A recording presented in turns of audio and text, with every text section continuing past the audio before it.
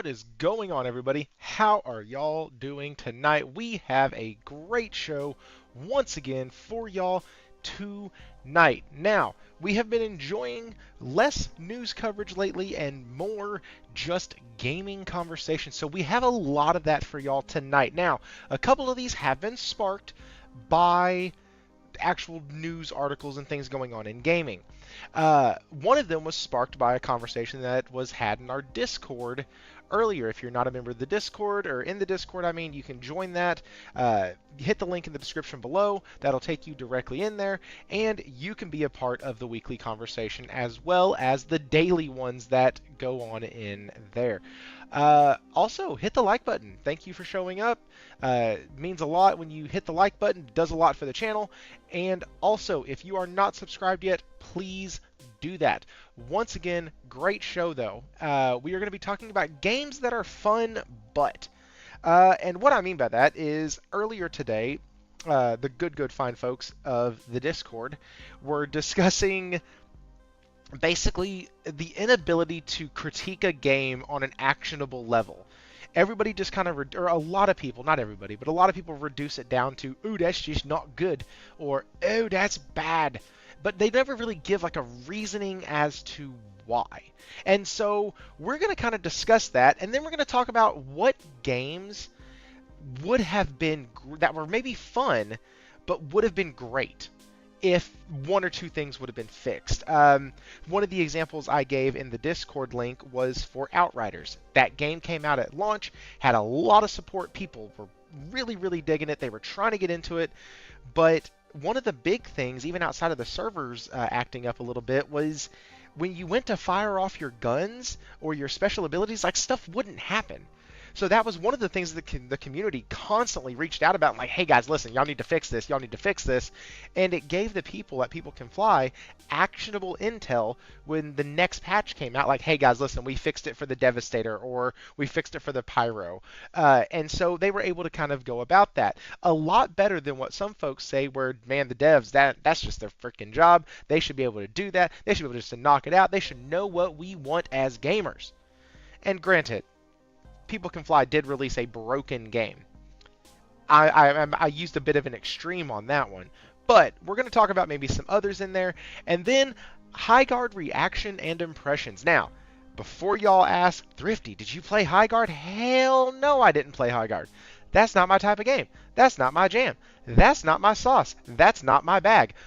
But I have a guest on who that is his bag. As you see on here, we got Henriheck on here. That's his bag all day long. That's his bag and the bag of chips that came with that bag. And so we're going to let him talk on that. We're going to let him speak on that. And I really covet his reactions as a gamer and what he kind of thinks about it. And I'm sure he'll have some of that actionable intel to go with it. Also, one of the other things we're going to talk about is open world versus, not that just yet, open world versus open area. So this does come from an article, and this was the article. It's from Game Rant, and it's a rumor, hypothesis, what have you, that Tomb Raider Catalyst might go open world instead of the normal open area that the series has been known for.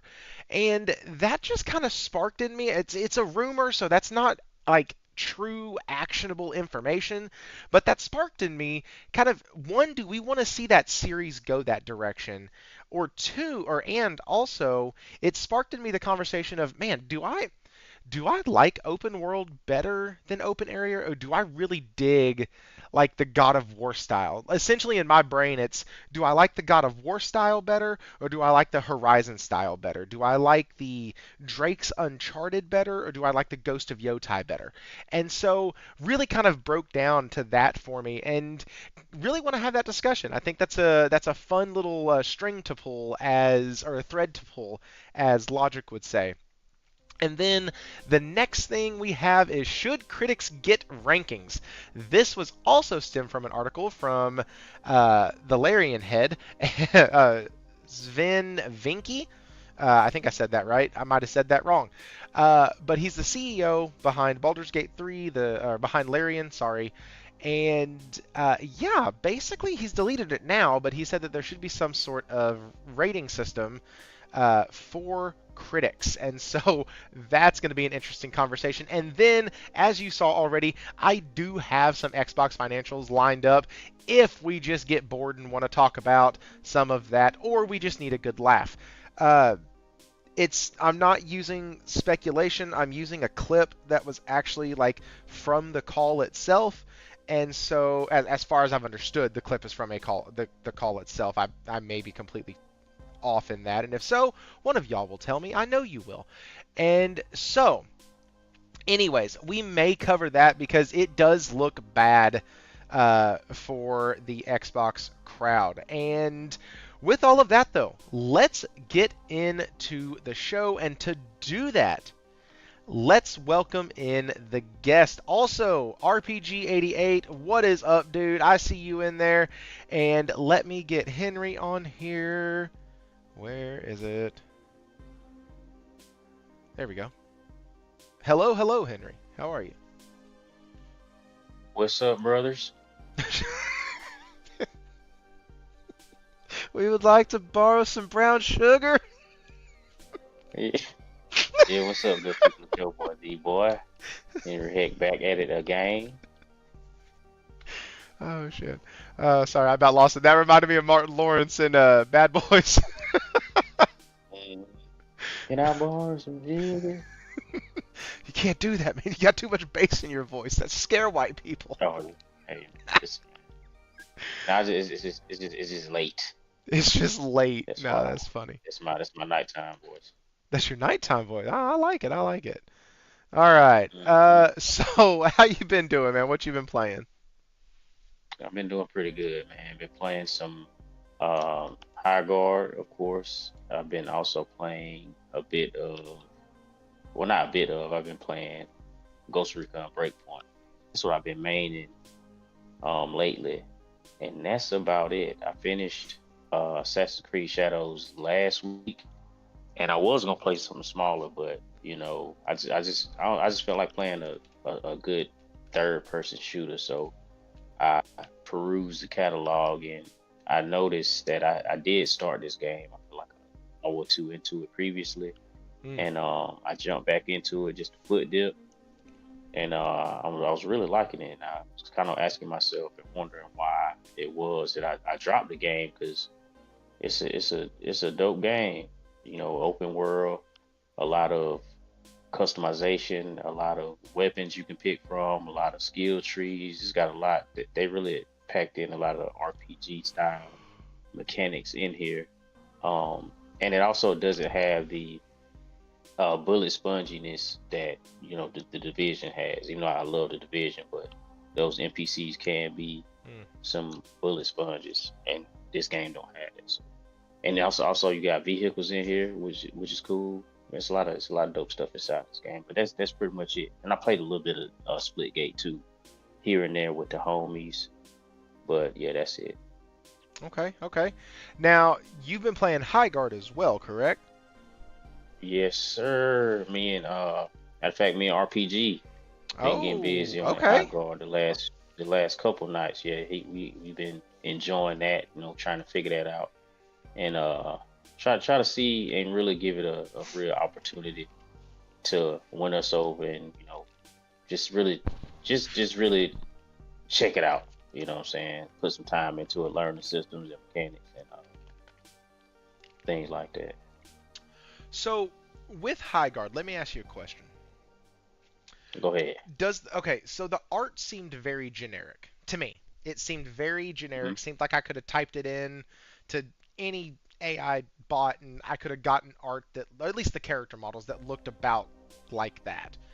Now, that's also a criticism coming from a guy that couldn't draw a stick figure if you paid me to. So Right. I fully understand that I am not the end all be all critic here when it comes to art style and art direction. But how does it play? Like, what I mean by that is the art looks really like soft almost. Yeah. How does it look when it's in motion though, or does it look okay? I mean, in my opinion, it looks fine. It could it look better? Yes, it could look 1,000% better. You know, it's not a beautiful game, but it's it looked like it can run on everything. You know what I mean? It looked like it can run on the phone or tablet or Okay. or whatever you wanted to try to play it on. You know, the art style is I explained it kind of like me and RPG was talking about. It looked kind of like, I don't know if you ever played a game called Paladins. Um, it was kind of like Overwatch, except it had the card That's a system to kind of free to play, differentiate. isn't it? Yeah, it is. I've gotten But close to that playing it. yeah, it's got a similar art style. And I don't know, man. It don't look spectacular. I just feel like it's not ugly. It's just not It's just turn. generic. Yeah, like I could probably name three to four games that look like that.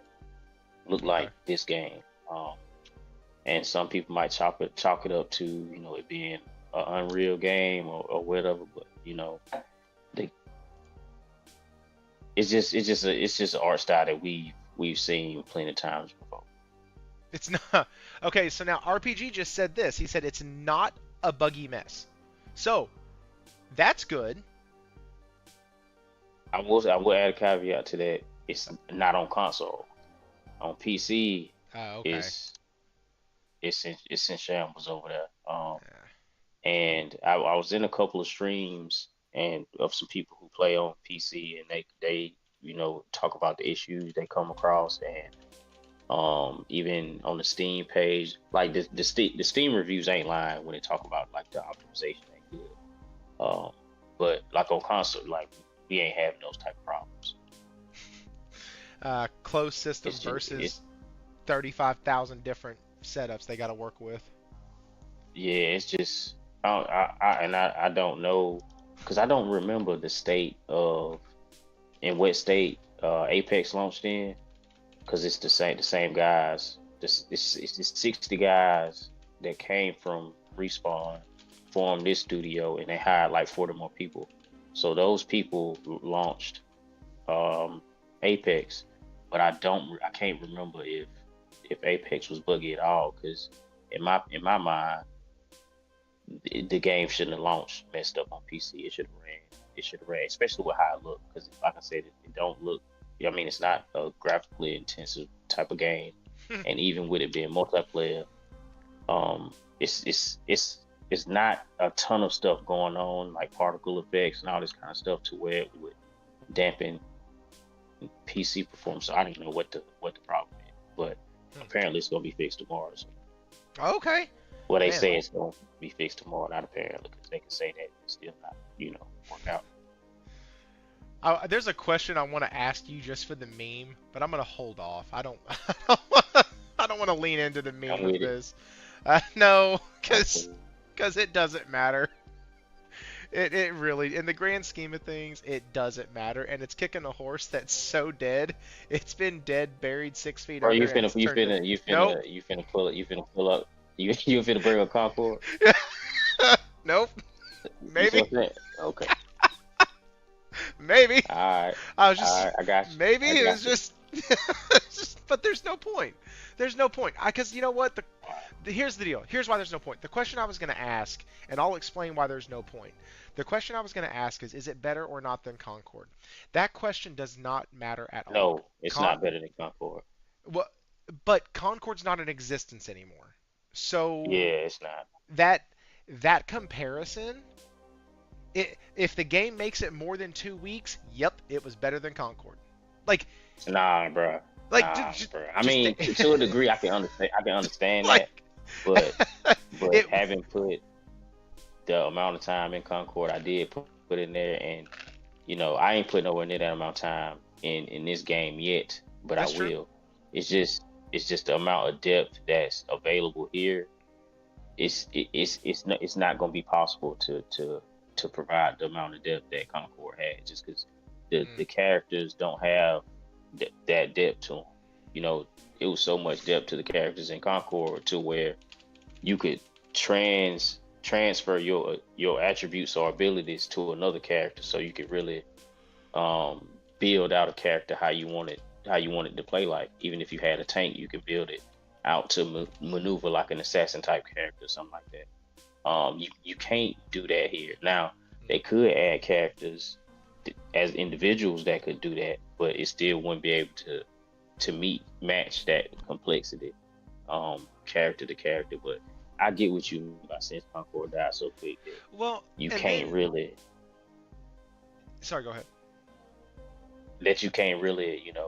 compare them. And even off the strength of just the this game already had way more players than Concord ever did. So by that alone, it did beat. But just from a personal having put the time into it, like nah, it's not. Yeah, But it is what it is. Like you said, it don't need and Concord that's did. why, because here's the other thing.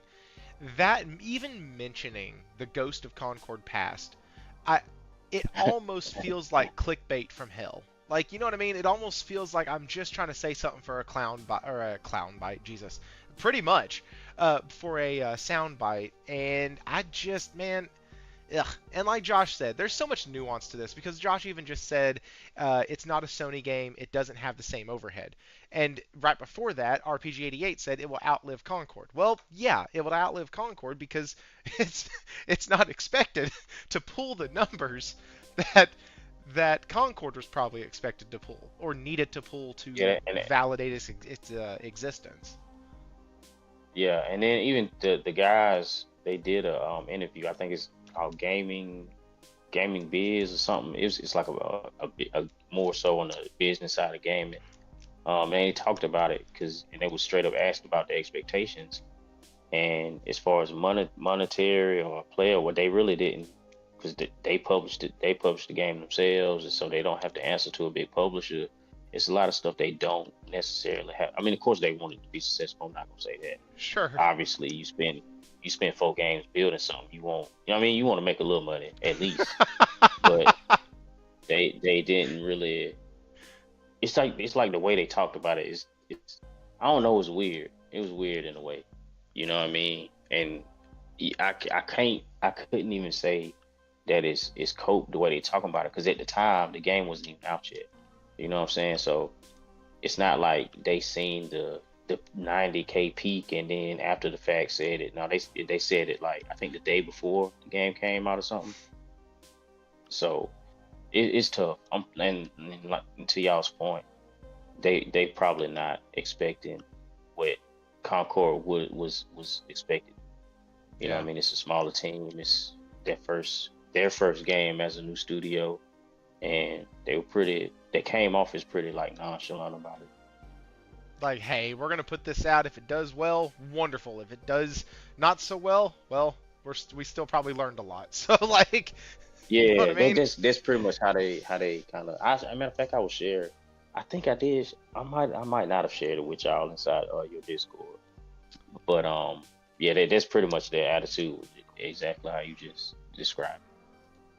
Well, that's how they came off anyway. On you never know exactly what the people thinking they want. No, and that's you don't know what the yeah. Hey, listen, we're gonna segue that. Oh, crap! Real quick, the game that I've been playing is a game I circled back to. I am playing Horizon Forbidden West. I have Yes, sir. a lot of side quests now done. I've been working on progressing the story. I'm almost to the point where I like being in these type of games where I have decent weapons. I'm taking down the enemies pretty easily. Uh, and then I got into it, uh, and I got into the story just a little bit, and completed a couple missions. And one of the things that really pissed me off so much was uh, I had a problem in the first game where I didn't want to use fast travel, and I didn't. In this game, not using fast travel feels like a slog to me, especially when I've been in the same area for a while. Like the no new scenery, no season change. It's not like I just got to the tundra area or the snowy mountains. Like I've been here, I've done that. I want to move forward. Uh, and so it's kind of weird going back and playing it. And Josh, did Lego Horizon make you play it? Funny enough, kind of, because the dadgum story in that was such ass that I wanted to go back and finish the story of Forbidden West because I actually like the story and the way they took it and where kind of the big twist was and uh, yeah. And Hero Down Under said you're in a big gaming slump. I kind of am too. That's why I think Horizon is actually kind of scratching that itch. What's weird though is that Horizon is not the. I feel like I had rose-colored glasses the first time I dropped 40 hours into it in about a week and a half, uh, and it has its issues. It has its problems. Uh, some things that have really been frustrating is sometimes Aloy overcorrects when you're running with her. And so like you'll run and you'll stop, and when you stop to kind of pivot backwards, she'll almost do like a half leap. And it's not like the jumping animation, but she moves so far. And it'll so like you'll be going up to somebody trying to talk with them, then you'll stop, and the way she'll stop and move or shift, it takes you just out of range of talking to the person, and then you try to walk closer into them, and when you do that, it moves you too far into them now, and so like you have to screw around with how to find the sweet spot of being able to talk to a person. Yeah, she feels top heavy. Very perfect. RPG 88. Thank you. That's a great way to describe it. It feels like I'm not in full control of her, almost like her motions are too fluid. And like I didn't realize how much that was gonna bother the shit out of me. But I have 104 hours total in the game right now. That is between. Oh, that's nice. Yeah. So PlayStation Cloud lost my initial save, but it did save the amount of time that I've played on it. So I lost my initial save, spent 30 hours the next time, and now I'm 30 hours in, roughly past that. And so yeah, that's 100, isn't it? Yeah, that's 100. But in playing it, yeah, dude, RPG 88, you are hitting this on the head. Literally, he said she has a bobblehead, which she does. It's also very noticeable when you like just, anyways, not trying to nitpick Horizon. It definitely does show me that, like, okay, sometimes we approach games in one of two ways. One, they're perfect, can't do no wrong. And two, they're straight ass and the dev should have done better. In both of those ways, one of them, okay, sure. We're fans of a certain IP, we're fans of a certain developer, we get our eyes blinded, whatnot. Fantastic. I absolutely adored what's up, Lunchi? I absolutely. Oh, hey, and we've had more people come in here. I see y'all. I see Hero. I see Josh. I see RPG88. I see Lunchi Sky. I see Steven Leon. Guys, I see all of y'all. Josh Ayer said, yo, denmates in here. The way you can become your very own denmate and change your name from a grayish yuck to a lovely, lovely green is by hitting that join button. It gives me $5 a month. Well, sort of. YouTube takes some of that, but it gives me close to $5 a month. That sort of kind of buys a coffee. That's awesome. So, hey, if you want to support that way, you're totally welcome to do so. Anyways, Horizon. It just opened up that train of thought of mine where, okay, there are some things about this game that make it a bit challenging. For me, at least. Like, it's annoying when I have to go to talk to somebody and I have that issue happen repeatedly, over and over and over again. And it literally makes you just kind of want to skip through conversations. Like, I don't even want to sit here anymore. I've been dicking with this for too long. I want to move forward. Let me go. And I don't want to do that with this story. So, anyways, back in it, and the thing. Oh wait, hey RPG88, welcome to the gaming den. I need to change that from welcome to the playground. Whoops. My bad. Jez Ray. Did Jez just end? My homie, my dude. What is up, Jez? Thank you so much. D487. How Jez Raid. I love this shit.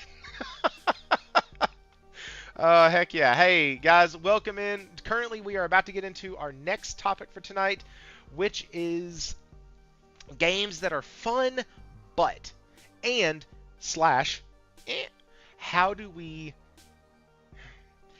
you criticize a game and still enjoy the game?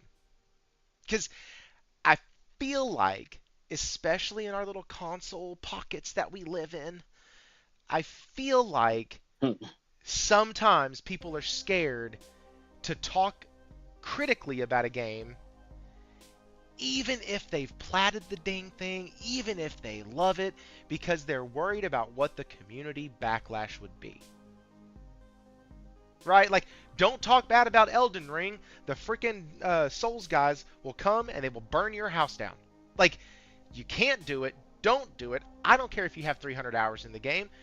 No criticism allowed. The game is a 10 out of 10. Perfect. Hogwarts Legacy is another one. You best not say anything bad about that game. That thing was a political statement. It sold $22 million, or $22 million, 22 million copies. You better not say jack diddly about that game. If you don't like it, it's your daggum fault. Or my favorite on the other side. Redfall's terrible. Redfall's ass. Redfall's this. Redfall's that. Everything about Redfall just sucks. What don't you like about it? Have you not seen it? It sucks. What don't you like about it? It sucks. Listen, child, that doesn't tell me anything.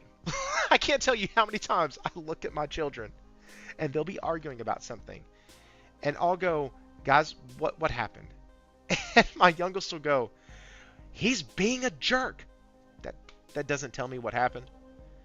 Hey, dude. And I'll talk to my big one. Mm-hmm. I go, hey, dude, what happened? Well, he's being an idiot.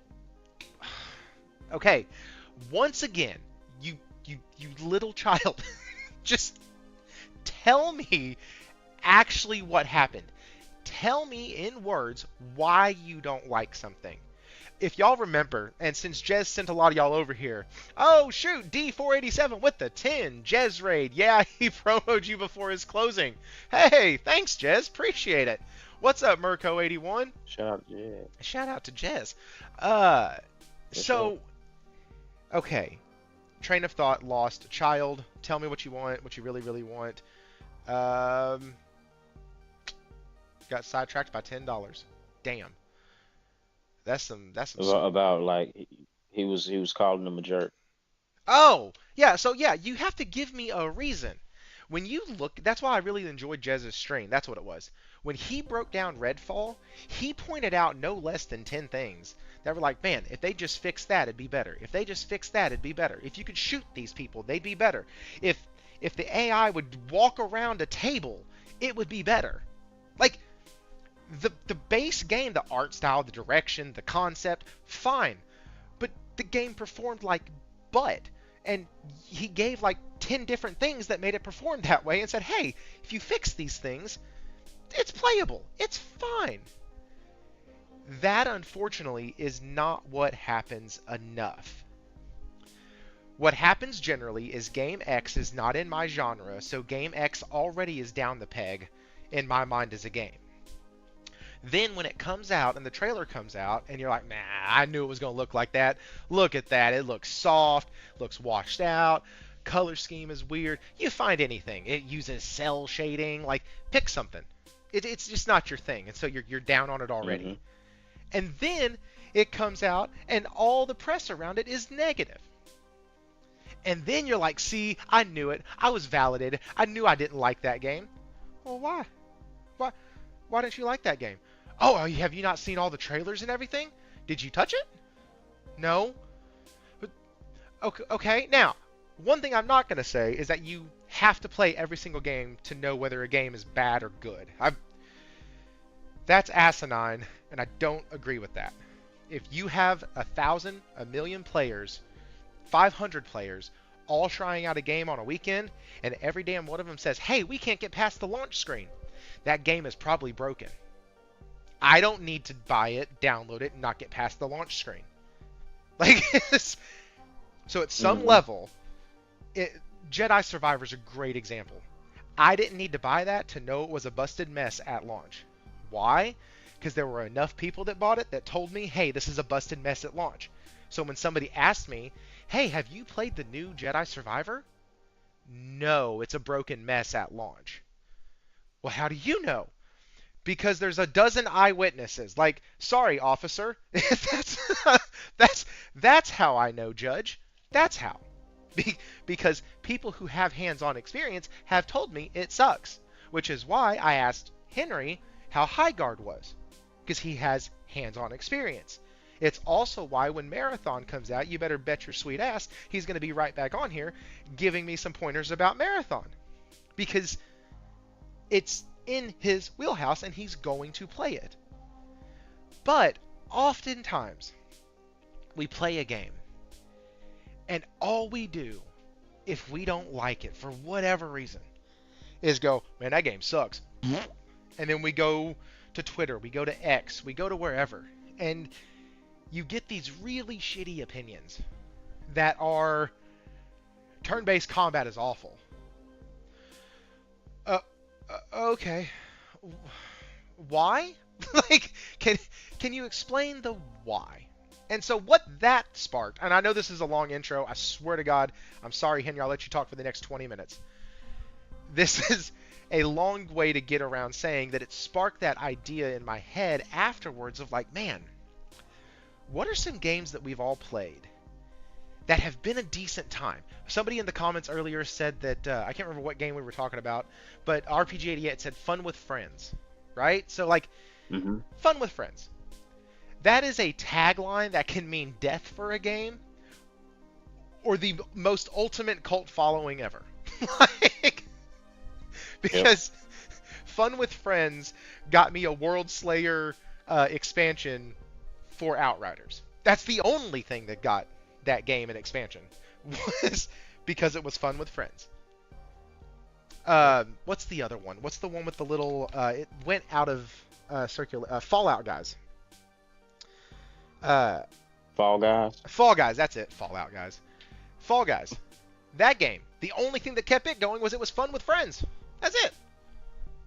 Like, there's...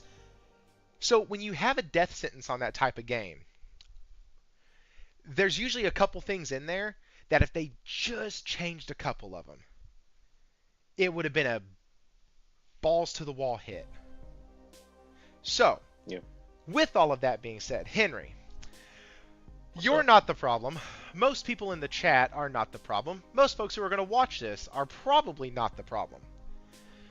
But for the person who just critiques based off of those non-deterministic, non-descriptive statements, and I'm seriously asking this question in the sense of almost an interview style, but I don't mean it to be that way.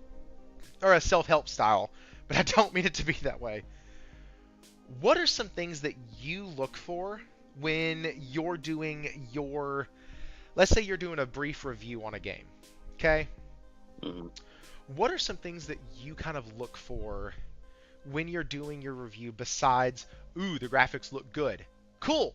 Next one.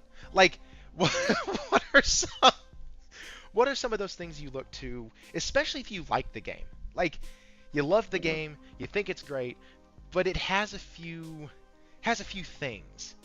What's your process for going about kind of the way you review a title? Well, firstly, I look at is it performative? Like, how well is it performing? Are there stutters and things like this? Because stuff like that can really kind of take you out of the fun sometimes. If you in a flow of combat or whatever, or you enjoying traversing the landscape, and then you come across a glitch or you get stuck on an object and stuff like that. So I look at that first. Then I look at if it is combat inside of the game, how how can I build my own combos? I was playing Arknight's infield, and one thing I do like the game, but one thing that's a knock on the game is I don't like the fact that the combos are so simple. You Dude, just okay. hold. Yep. You had something to put in. No, no, no. I was just gonna say I dropped that game after 2 hours because the combat got boring. Go ahead. Oh yeah, yeah, yeah, yeah. It's simple. It's just so simple. Because I like the idea of if I have a game with melee combat, I like to be able to put together my own kind of combos. I had the Sure. same issue with Dragon Age Vilgar also. That combat wasn't as bad as, and not saying that it's bad. It's just not. It's not. It's no depth to it really. It's like mindless.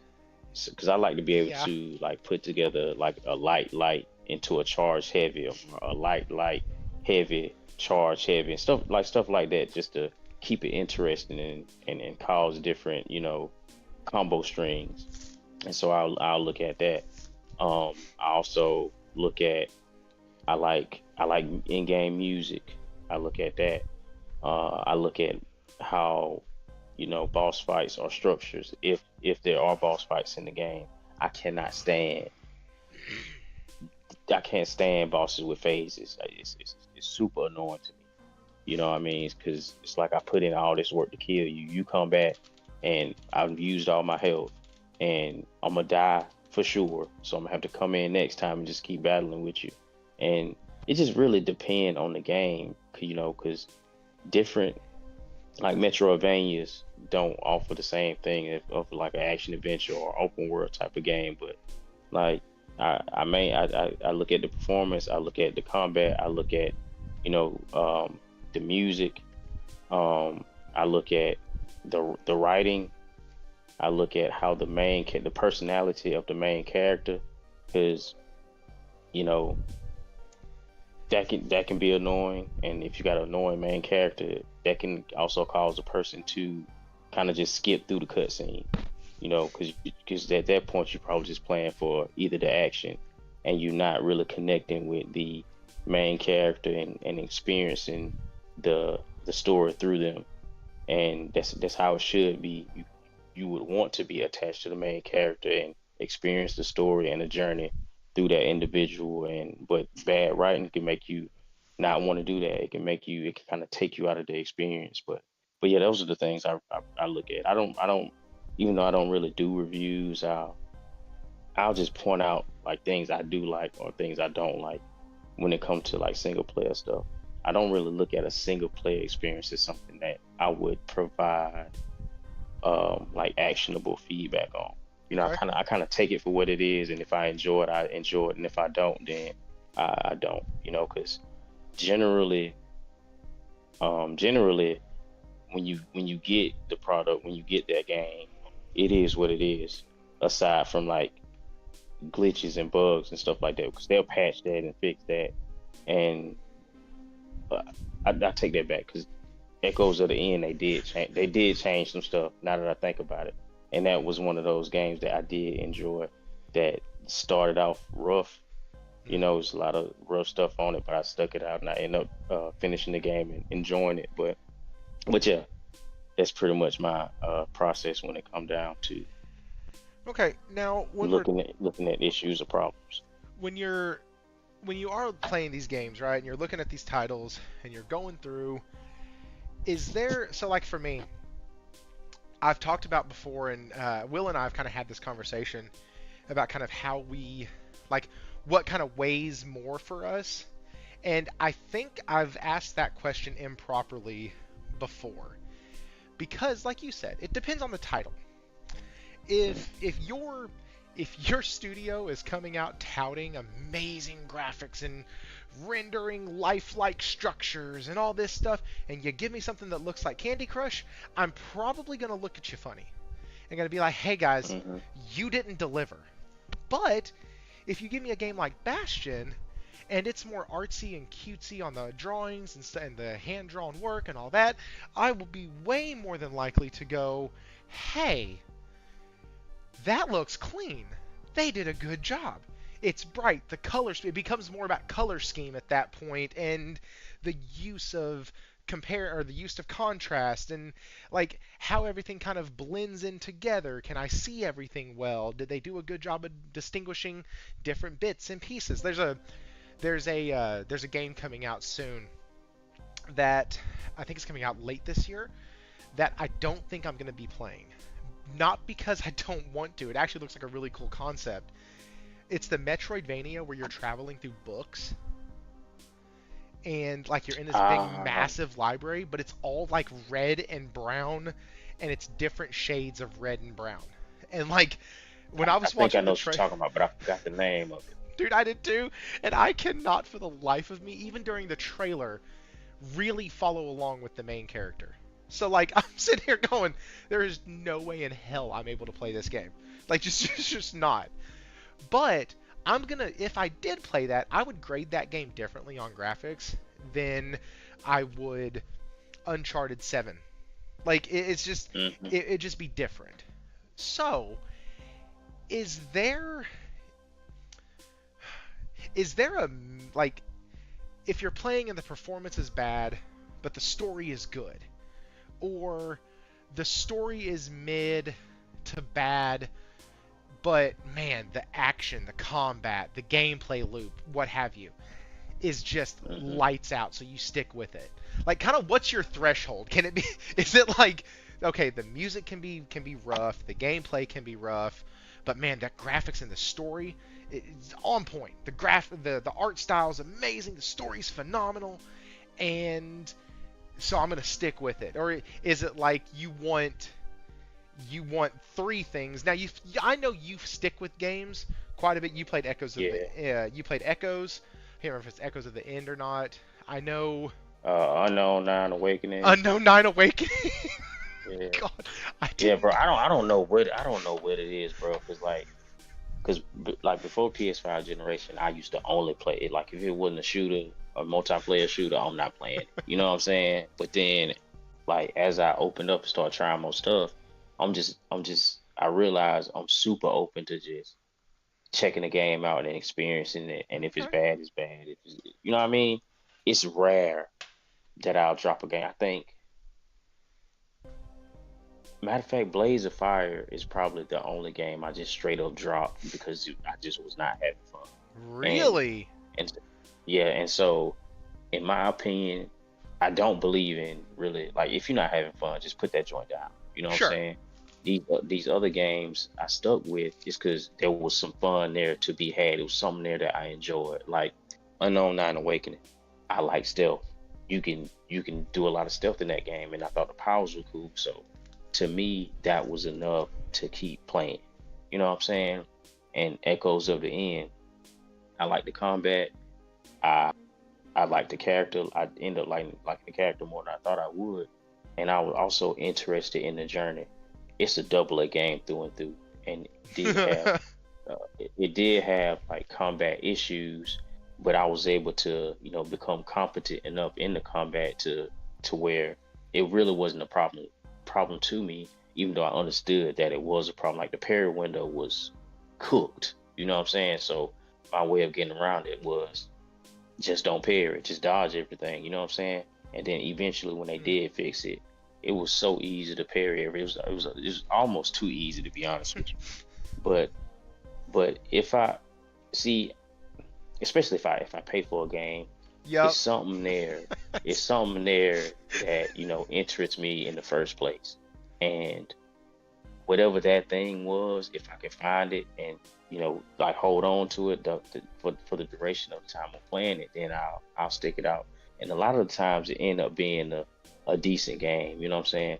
Unknown Now, it was a six at best, but it was cool. It wasn't a two. It wasn't a one. And even Blaze of Fire, the combat is fun, but it's just like it's too much stuff in there where I was having to like bargain with myself to keep playing or negotiate with myself to keep playing. It just was not worth it because it Huh. was just too many aspects that I don't like in games competing with one another to where it's like, no, I'm putting this shit down, bro. I'm not doing it. because I don't like escort missions. That had it in there. Then they had like bosses that respawn stupid during the escort mission, and then it's like it Stupid. was an escort mission where if the person or the NPC that you escorting, if that like the enemies could kidnap the NPC and haul them off to some other section of the map, and you have to run to that section and get them. And like, bro, I was good, bro. I deleted that joint quickly, bro. I was good. And then it's got like Souls like mechanics where all the enemies will respawn if you heal, but including the boss. Like I'm not yeah. That was a waste of So that's the other thing. If a game can get me to say it was a waste of money, because I'm such a tight ass anyways, like, generally yeah, bro. speaking, I have already researched it. I've already figured out, okay, this is in my wheelhouse. I'll probably like it. Cool, cool, cool. I've seen Jake Baldino talk about it. I've seen y'all talk about it. I'm like, yeah, cool, cool, cool. I know what I'm getting into. And if a game can make me go, you know what, I wish I wouldn't have spent money on that, that's how you know it was probably below a 5. Uh, I think at the time I might have given uh, LSA a 6, maybe a 6.5 because of the combat only and the fact that I stuck with it and beat it. But I do believe that part of the reason I stuck with it and beat it, and I think I said this on live stream, was because I paid the money for it. And I was like, nah, dude, I can't. I've cracked the seal. I can't give it back now. So, and then I went and got $35 for it, which was great because that Hey means man, I'd only spent. $35, $35. Listen, I got out of that game for $15 plus tax. I did good. That's still not worth Yeah, it. bro. Fuck Goodness that game. gracious. Still not worth it. Then we waited so long for that game too, bro. I I'm was like, so pissed. I'm not doing it. So I'm not pissed. doing That's a game that I could give a checklist to these developers and go, hey, listen, if you just take care of the top 3, most of us would have been totally fine. If you, like, don't make the screen lag every single time it's auto saving. For the love of God, stop that. This is 2025. This is not back on the PlayStation days where it would go into load and it would jerk you into like this freeze frame and then jerk you right out of it. Like, that's not, we're not doing that anymore. We have the technology to stop. it. Also, take out the animations that you had in the trailer because they're very out of place in your game, because or you needed to give my character the ability to let me do that shit. Like, let I me feel that. call forth that Feel fucking that. board that he gets to like float around on in the air between these big ass long jumps that he does. Let me do that shit. Don't let me see a cool ass video clip of him doing it. Let me do it. That's mine. Anyway. Oh, fuck that. It Anyways, was wasn't a game like called Psyops or something like that where you could like float on. You could like use telekinesis to float on the sheet metal or something. You remember Psyops that was game? one of my favorite freaking games because it was one of the first games to introduce all of that like throwing mechanics with your mind and Mm-hmm. the environmental destruction. I remember the GameStop article on that because Psyops was actually on the cover of that Game Informer episode or magazine. It was Try the game for me. awesome, dude. I've started going back to their website, like, because apparently they house all their old reviews, so you can go back and see some of their old reviews of like shit, Final Fantasy VII. You could see their old reviews of. I actually went back and looked at their review of Final Fantasy X to see what they thought about it, and it was pretty cool. Pretty cool going back to it. But let me look at this real quick. PsyOps Game Informer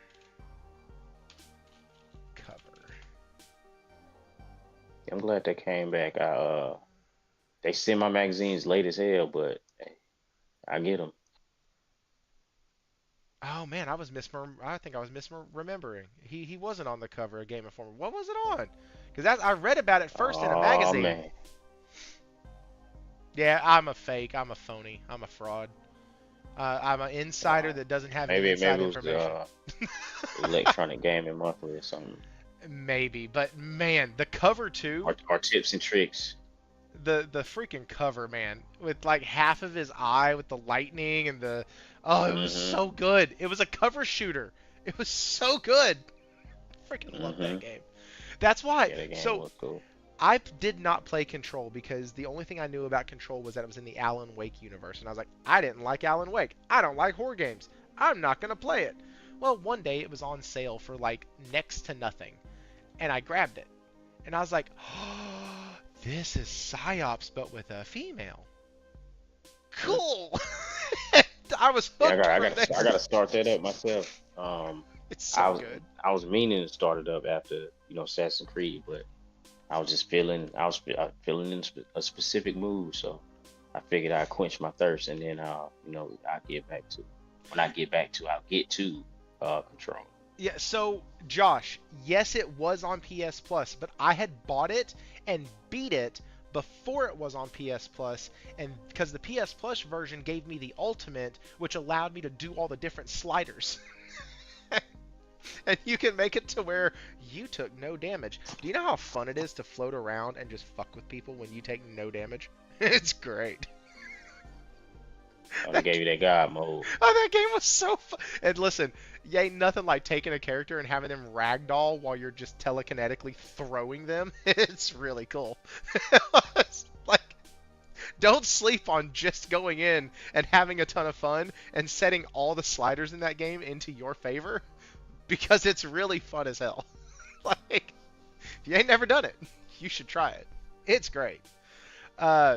And typically, unless it's an RPG that I'm having like an old school one that I'm having to grind on, like any of the Final Fantasies, I usually Yeah, don't use those type of cheats because I feel like it just kind of meh. But man, it was a blast. It was just I flying mean, you ain't around. gonna get no judging out of me. It was I get so you. good. It was a lot of fun. Um, But anyways, I went off on a no Control. That's how we got there. Psyops, Mm-hmm. Psyops and Control. So, So let me ask you this: the game that a game or two that you might think of if I said, "Hey, decent, but could have been better with X." What game mm, comes to mind when I ask that question? And chat, you can answer this also. Let me know what games comes to mind when I say game blank was decent, but could have been better if this thing, if X. Go ahead, Henry. well, when I think about some games, like it would be like the ones I just brought up, but these things did eventually get fixed to become that better. Well, that's true. Um, so yeah, I mean, I would say what would make it better would be to release in that state in the first place. You know what I'm saying? Like if you go ahead and release and don't have these issues and just present the product as it should have been in the first place, then we wouldn't be having a lot of these conversations. A lot of these conversations come about just they just dropped the ball um on the production line. Okay, so But so let's move past kind of the broken, buggy messes. So I don't know what your take was on Hogwarts, okay? But there is a crowd, and I am kind of one of them, that, hey, that game was actually not just decent. That game was good. That game was great. But that game could have been elite if they would have dialed back some of the collectible bullshit. Like the Merlin quest and the papers and the all the little bullshit trinkets you had to go through and find. mhm. Like that's kind of what I'm meaning by this. Like decent game had this one thing that if they just would have tweaked it. So let me ask you a question about that. Sure. Are these things you have to collect in order to progress in the game, or is it just something you have to collect to if you want to get the platinum? For the platinum, up to like 40 or 50 of them, I think, for the game requirements. Because you do get, Like you do get stuff and experience and stuff like that for doing. And I'm talking about the Merlin quest, by the way, which was the greatest offender inside Hogwarts. But no, it's not needed to progress the game past the first, like I said, couple dozen maybe. I don't think it's even 40. I think it's Okay. like 12 or 24. Well, that's tough. That's tough because I'm gonna let you in on a little secret about me right now. Okay. I I didn't play Hogwarts, baby. I didn't do join up. You know what I'm saying? You feel me? I did buy it though, cause my, you know what I'm saying, my wife, she liked Harry Potter. So I figured it would be something she enjoyed. But yeah, I can't really tell you what a situation like that because, like I said, I'm willing to, you know what I'm saying, when I'm willing to accept it as they give it to me. Especially like a single player or something. And that's just how I consume single player game, to be honest with you. Okay. You know what I'm saying? I could say, now I could go over here to Blades of fucking Fire, which stole my money. I could go over there and say it would be better if, you know, yes, matter of fact, this will work. This will work because this fits your question. Blades of Fire would be better if, instead of them putting the Souls like stuff in there where you heal at the campfire and then all the enemies repopulate, just take that out altogether. You heal with potions, enemies don't repopulate. There are no campfire. There's no campfire situation in there, and you just go through it like a traditional action adventure game. And it's not open world anyway. It's more like hub based kind of, but the different hubs are connected via like portals or whatever you want to call it. So just have it a traditional action adventure role playing, not action adventure role play, but action adventure game where you just journeying through the world from point A to point B, talking to the NPCs, take out the escort missions because that's garbage, and just have it laid out kind of sort of like a God of War then probably. You would just say say it out like that, and that would have been a better game in my opinion. You know, on the subreddit, people love the game, they like it how it is, but if you were to ask me, I think it would be better without that. Or either, if you want to have that in there, have it to where you can actually level up, so you can form in different sections, level up the character, and you know, so if you die, it's less annoying having to retraverse all these areas because you become more powerful, so you can kill the enemies a lot faster and go ahead and get back to where you were. Because also in the game, with the enemies respawning, you don't level up. Like your character is the as is. You know what I'm saying? You just really gotta use your skill and get through there. And over time, you just get fatigued of doing it. It's boring, and I don't just want to shit on the game, but fuck the game. And they should take my idea and do what I say and make the game how I want them to make it. And so I will have fun, and I will re-download it and beat it then if they listen to me. If y'all listen to this podcast, do what I say. Okay, well, fair enough. We'll move on to the next topic. All right, so a couple things from the audience. Raichi said any games could have better jiggle physics. Okay, you know what, guys? Y'all ain't taking none of this shit any halfway serious. Pokemon could be amazing if it had a real plot.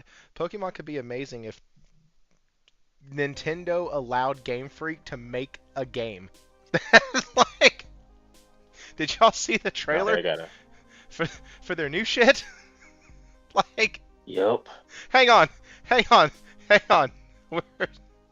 Listen, I don't shit on Nintendo a lot, but we're about to. Hang on.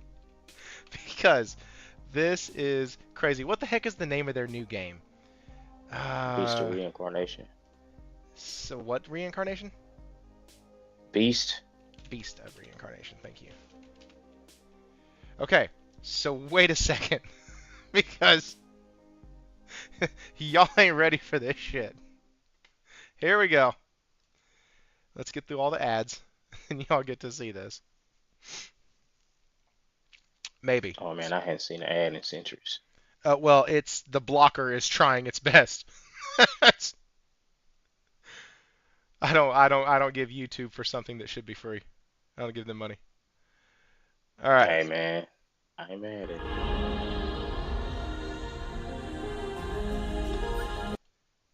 Look at this shit. Look at this. I don't want to hear you talk. I want to look at your game. Look at this. Look at that.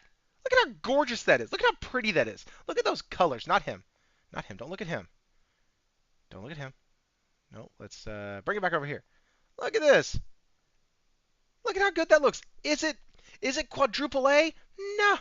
Does it look really cool and really good? Yeah. Okay, now watch. Watch. This is the best thing. What was the newest Pokemon game called? Pokemon Sunfall. Legend ZA or something. Okay. Oh, never mind. Pokemon. No, I think you're right. I was making a joke. Oh, and I ruined it. No, trust me. Minor jokes aren't funny anyways. Okay. Pokemon Legends ZA trailer. Look at this shit. Look at this. Here you go. Game Once of the year. again, we get ads, but here. Look at this. Okay. Hello. Made by the exact same team. By the way, the company that funded this game is Nintendo. So, before we say, well, maybe their budget was too small, maybe they didn't have the money. Nintendo Nintendo got all the money. This They got all the money. They got all the budget. They just don't want to spend. shit. How the hell we gonna look at one game, compare it to this game, and go, damn, that's the same studio. That's the same damn studio. It baffles me. It baffles me enough to sidetrack me during the show. Like, it baffles the heck out of me. I couldn't believe it. Like the very first time I seen the trailer for that game, I was like, this can't be. This cannot be the same people. Cause I seen the trailer probably last September, something like that. It was late last year when I first saw the trailer, and I got pissed off immediately. D said it's a frame or a time frame budget. Yeah. Allow them to Byron Cutler. Oh, hey, member. Whoops. Byron Cutler. I completely missed your member for 5 months. Been a member 5 months, man. Thank you for coming in. Thank you for dropping that membership and letting us celebrate that with you. Appreciate your time here. He said, allow them to make games, Nintendo. Yeah, I mean, it's one of those that I saw it and I was like, there ain't no damn way. Ain't no damn way this is Game Freak. Yeah, that's them, man. That's them. They've been getting held back.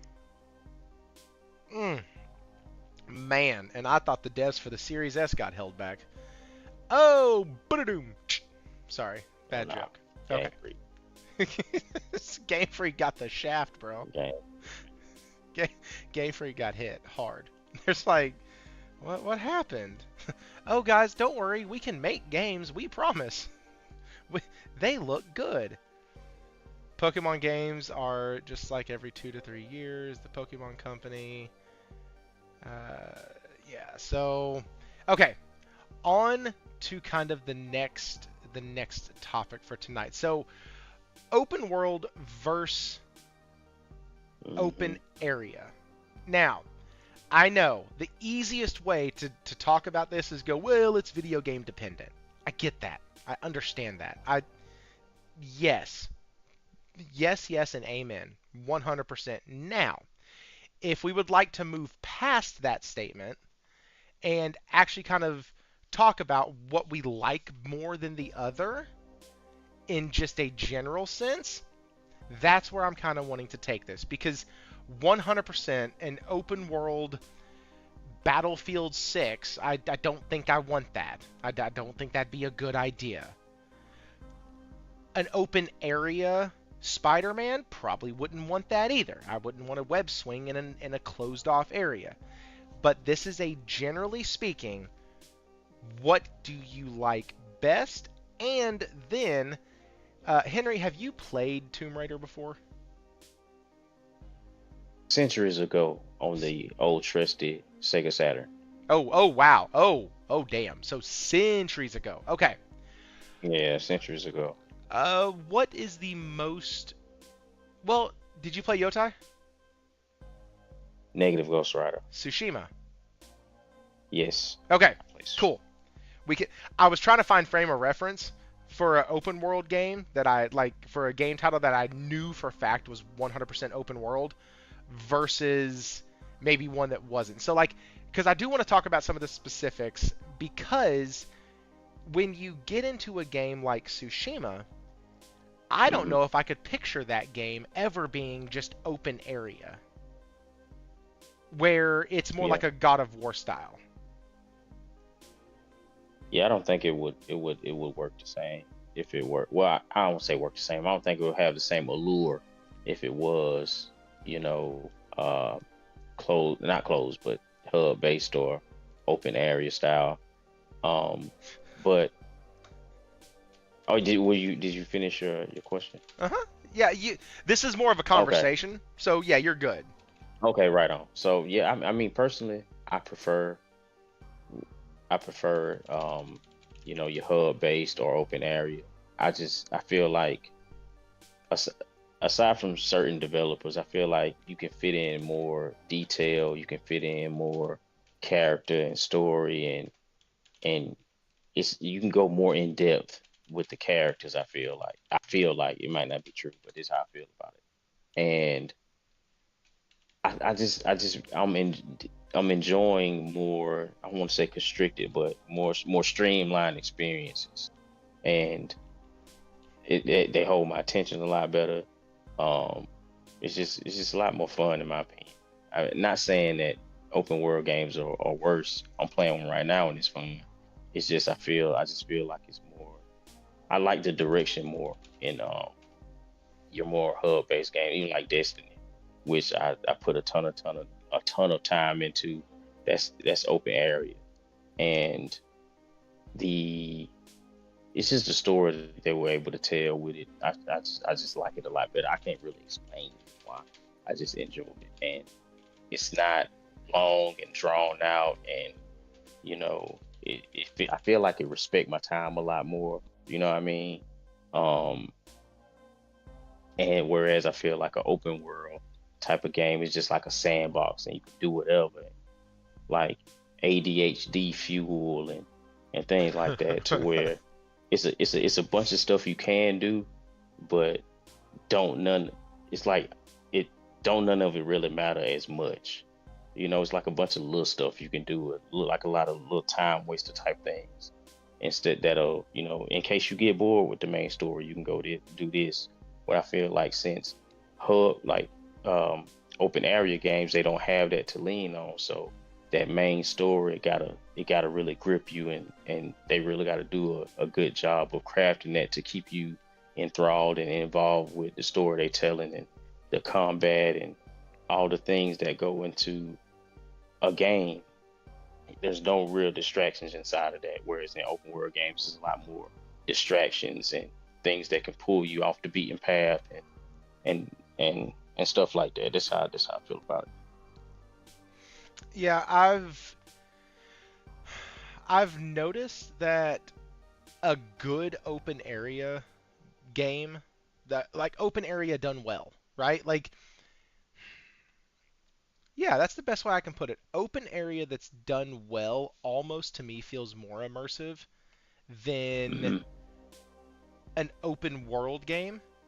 And I think some of that, strangely enough, might just be my ADHD, my chemical makeup, because walking from point A to point B in an open world, massively open world game, when you can't find your mount, you don't have a mount, don't know where the hell it is, and now you have to just run your ass to either go get a mount or you just walk, and it's Mm. annoying as shit. Or hopefully you've unlocked fast travel to whatever point you're trying to get to.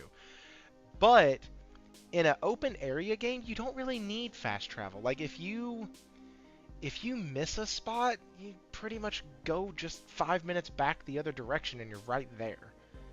And or Yeah. not even that, like a few minutes. I remember there was one spot in God of War Ragnarok.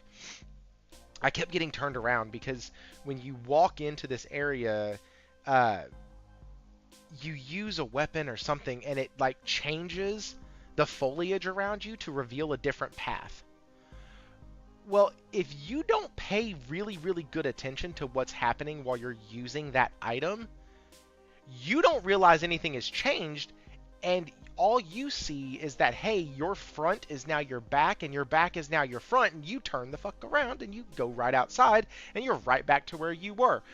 No shit, guys, this is a tell on myself. I did that about 4 times. I spent about 15 minutes in that one area trying to figure out what the hell I was supposed to do because I kept going, I kept getting turned around, I kept going right back out, realizing I had passed the same tree 27 times, and then I went right back in and finally I figured out.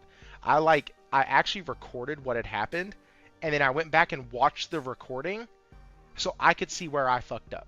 Like that's that's how that was. But that aside, open area games seem to be better for me personally as a gamer.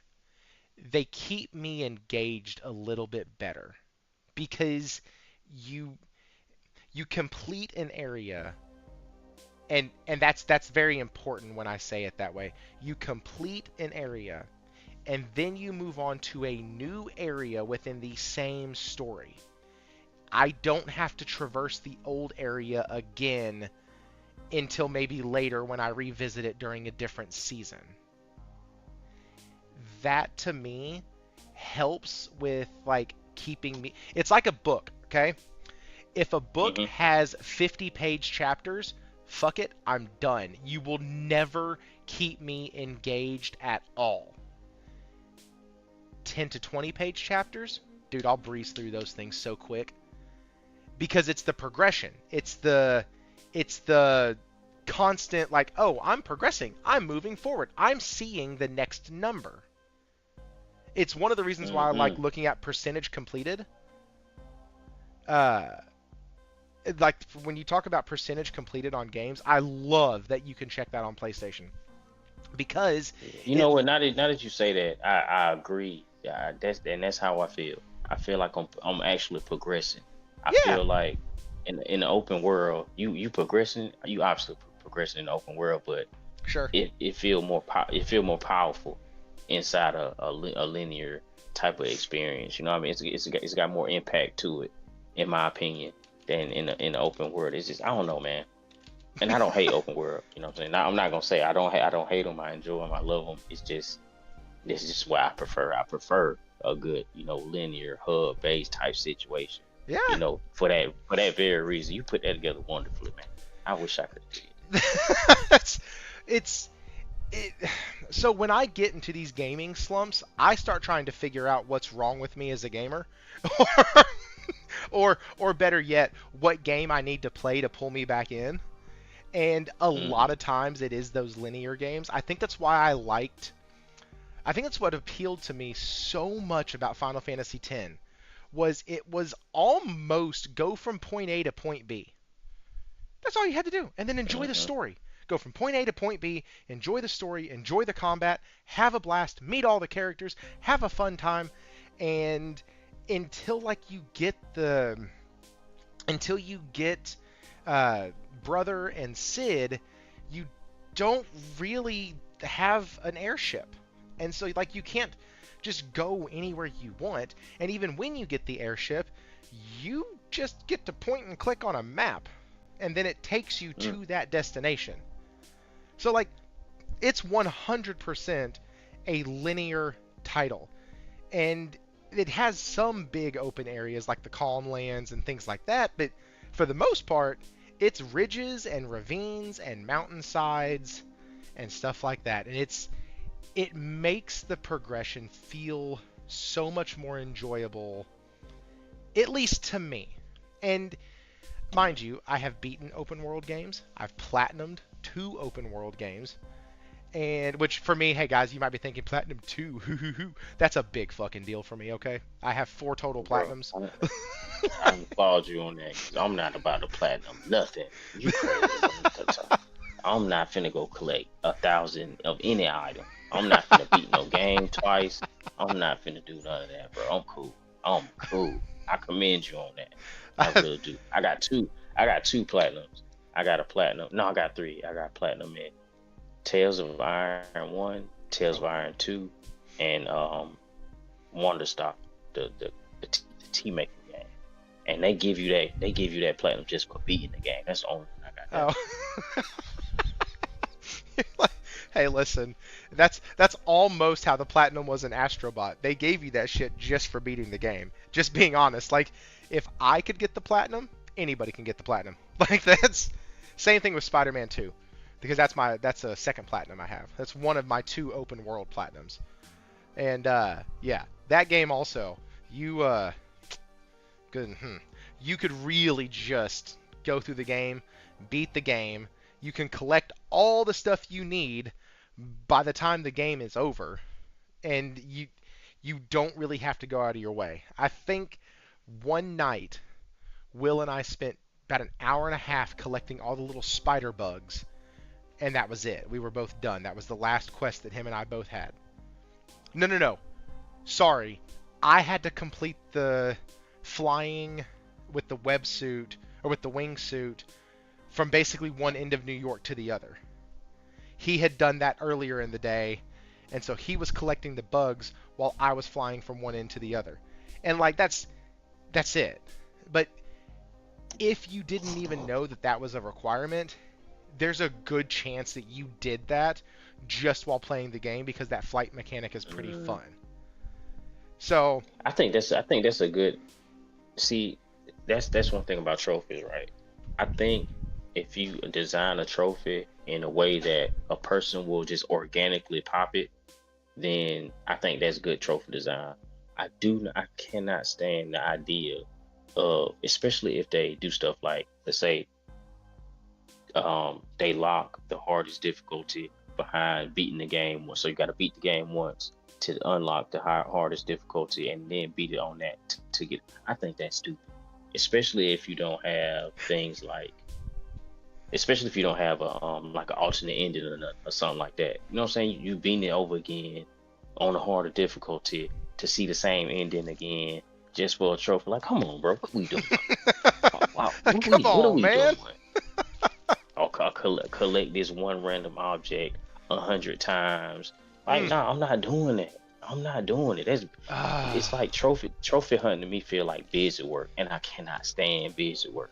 You know, I used to work in like warehouses and stuff, and sometimes it'll be have situations where like labor is low or something. And I'm like, oh, well, you can clean up. Y'all can clean up if you don't want to go. I'm not cleaning up. I'm going home, brother. I'm not finna come. I'm not sweeping no floor. No, I'm not doing no busy work. I call my pops. Hey, I go help him on the job or something. Like, I cannot stand just busy work, bro. I'm cool. And that's what trophy hunting feel like to me. That's why, like, I would not do it. I'm cool. I would stick with my 4 platinums until the day PlayStation stop making consoles. So I agree with you, and I find it funny because you and Josh are talking back and forth in the chat, because Josh is like all about the platinums. Much respect to him. Yeah, bro. God, I got 294. Well, kudos to you, brother. That's kudos awesome. To you. That's great. I'm so glad. I will never see 200. I will never see 200 platinum, bro. Unless I pull up Josh's profile. That's when I see. That's right. We might throw a party when he hits 325. We might. It's like, yeah, I'll even celebrate people who can do that shit. But so Nate got a platinum in a game recently that I think it was Claire Obscure, I think, and I think he had to beat that twice. And I'm like, you know what? Yeah, bro. I'm out. Y'all have a good day. And someone actually asked me, what, don't you think the game is worth playing twice? Yes, I do, but not on a higher difficulty. Not doing it, won't do it. Don't have to do it. And so... Yeah, bro. Yeah. They, And it's been times where I come across a game that I like, And I'm like, you know what? I'm gonna try to get the platinum. And then I get started doing the stuff and going through it, and I find myself enjoying the game less Mm-hmm. by trying to check out all this stuff. So I'm like, I'm working against myself, Yep. making myself like a game less just to get something that don't even matter. Mm-hmm. Like I'm cool. I'm cool on it, bro. Not and also not shit on you trophy hunters. I respect y'all brothers. Shout out to y'all. Shout out to Josh, but it ain't for me. You know, it's not my it's not how I enjoy games. Well, and you've been around the channel long enough. You've heard me talk about getting burned out playing a game. Like, and Horizon is my fucking poster child for that. Because I tried to do everything. Hell, I should make a video on this. Warren encouraged me to make a video on this a long time ago, and I never did. Because I was trying to pinpoint exactly what caused it. I am no more than 10 hours, maybe 12. Maybe 12. 15 at the most if I have to like pause it and go help fold laundry or take care of the kids or whatnot. Like I am so close to the end of Metaphor, but dear God, the platinum on that game and the rigidness that I played it with had almost sucked all the fun out of that game for me. I got trapped in that dungeon. I went back to it, lowered the difficulty, got out of the dungeon, raised the difficulty back up, went back to trying to collect every single piece, every this, every that, burned out again after another 15 hours in the game. Now I'm sitting at almost 100 exact hours in the game, haven't beat it yet, and my goodness, I think I ruined myself on that title the same way I ruined myself on Horizon Forbidden West when it first came out. Because I was doing so much. I had to get everything. And when I realized that I had spent 40 hours just in that first section before you get to the base, I spent 40 hours. Imagine my surprise when now I have to go to these other 3 areas and find these other 3 programs, and I'm 40 hours in already. Mind you, now I'm thinking, oh shit, first section 40, that's 40 per section, so you're going to be 40, 80, 120, 106. I got to play this thing for 160 hours? I did nothing. Yeah, no. It literally felt like I did nothing. And I was like, okay. So I stopped playing it. Well, then when I was ready to go back to it, when they put it back on Plus, or not back on Plus, but when they put it on Plus Extra, I went back to it. That's when I found out I'd lost my save. And I was like, you're shitting me. But that game and things like that, where you just have so much shit that you can do. For me, that's more of a hindrance and a distraction than it is a beneficial feature. Like, there was a thing that Ubisoft put out about how many, or maybe it was Blizzard that put out how many steps a player character should take before encountering something new. Like, Oh, man. it's like every like 25 seconds. What is that? Oh, somebody in the chat help me with that, because y'all, I think y'all know what I'm talking about. There was a article done. It was part of an interview, and they were talking about the new open world game they came out, or that they were working on, and they were like, yeah, you really want something about, I want to say it was every 20, 30 steps, where there's something drawing in your eye. There's something giving you a more reason to keep going. Random battles. I remember you talking about this before. How frequent I think it was Blizzard. should... Because I think they were talking about Diablo.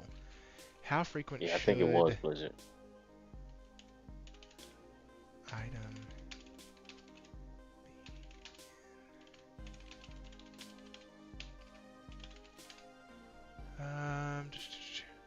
Okay, every 30 to 40 seconds. I Got somebody. yeah, because that was fair players loot manually. Yeah, there was a lot of these articles and blog posts from 2022, so that sounds like it would be accurate. Yeah, Diablo. Yeah, okay. But basically, you want that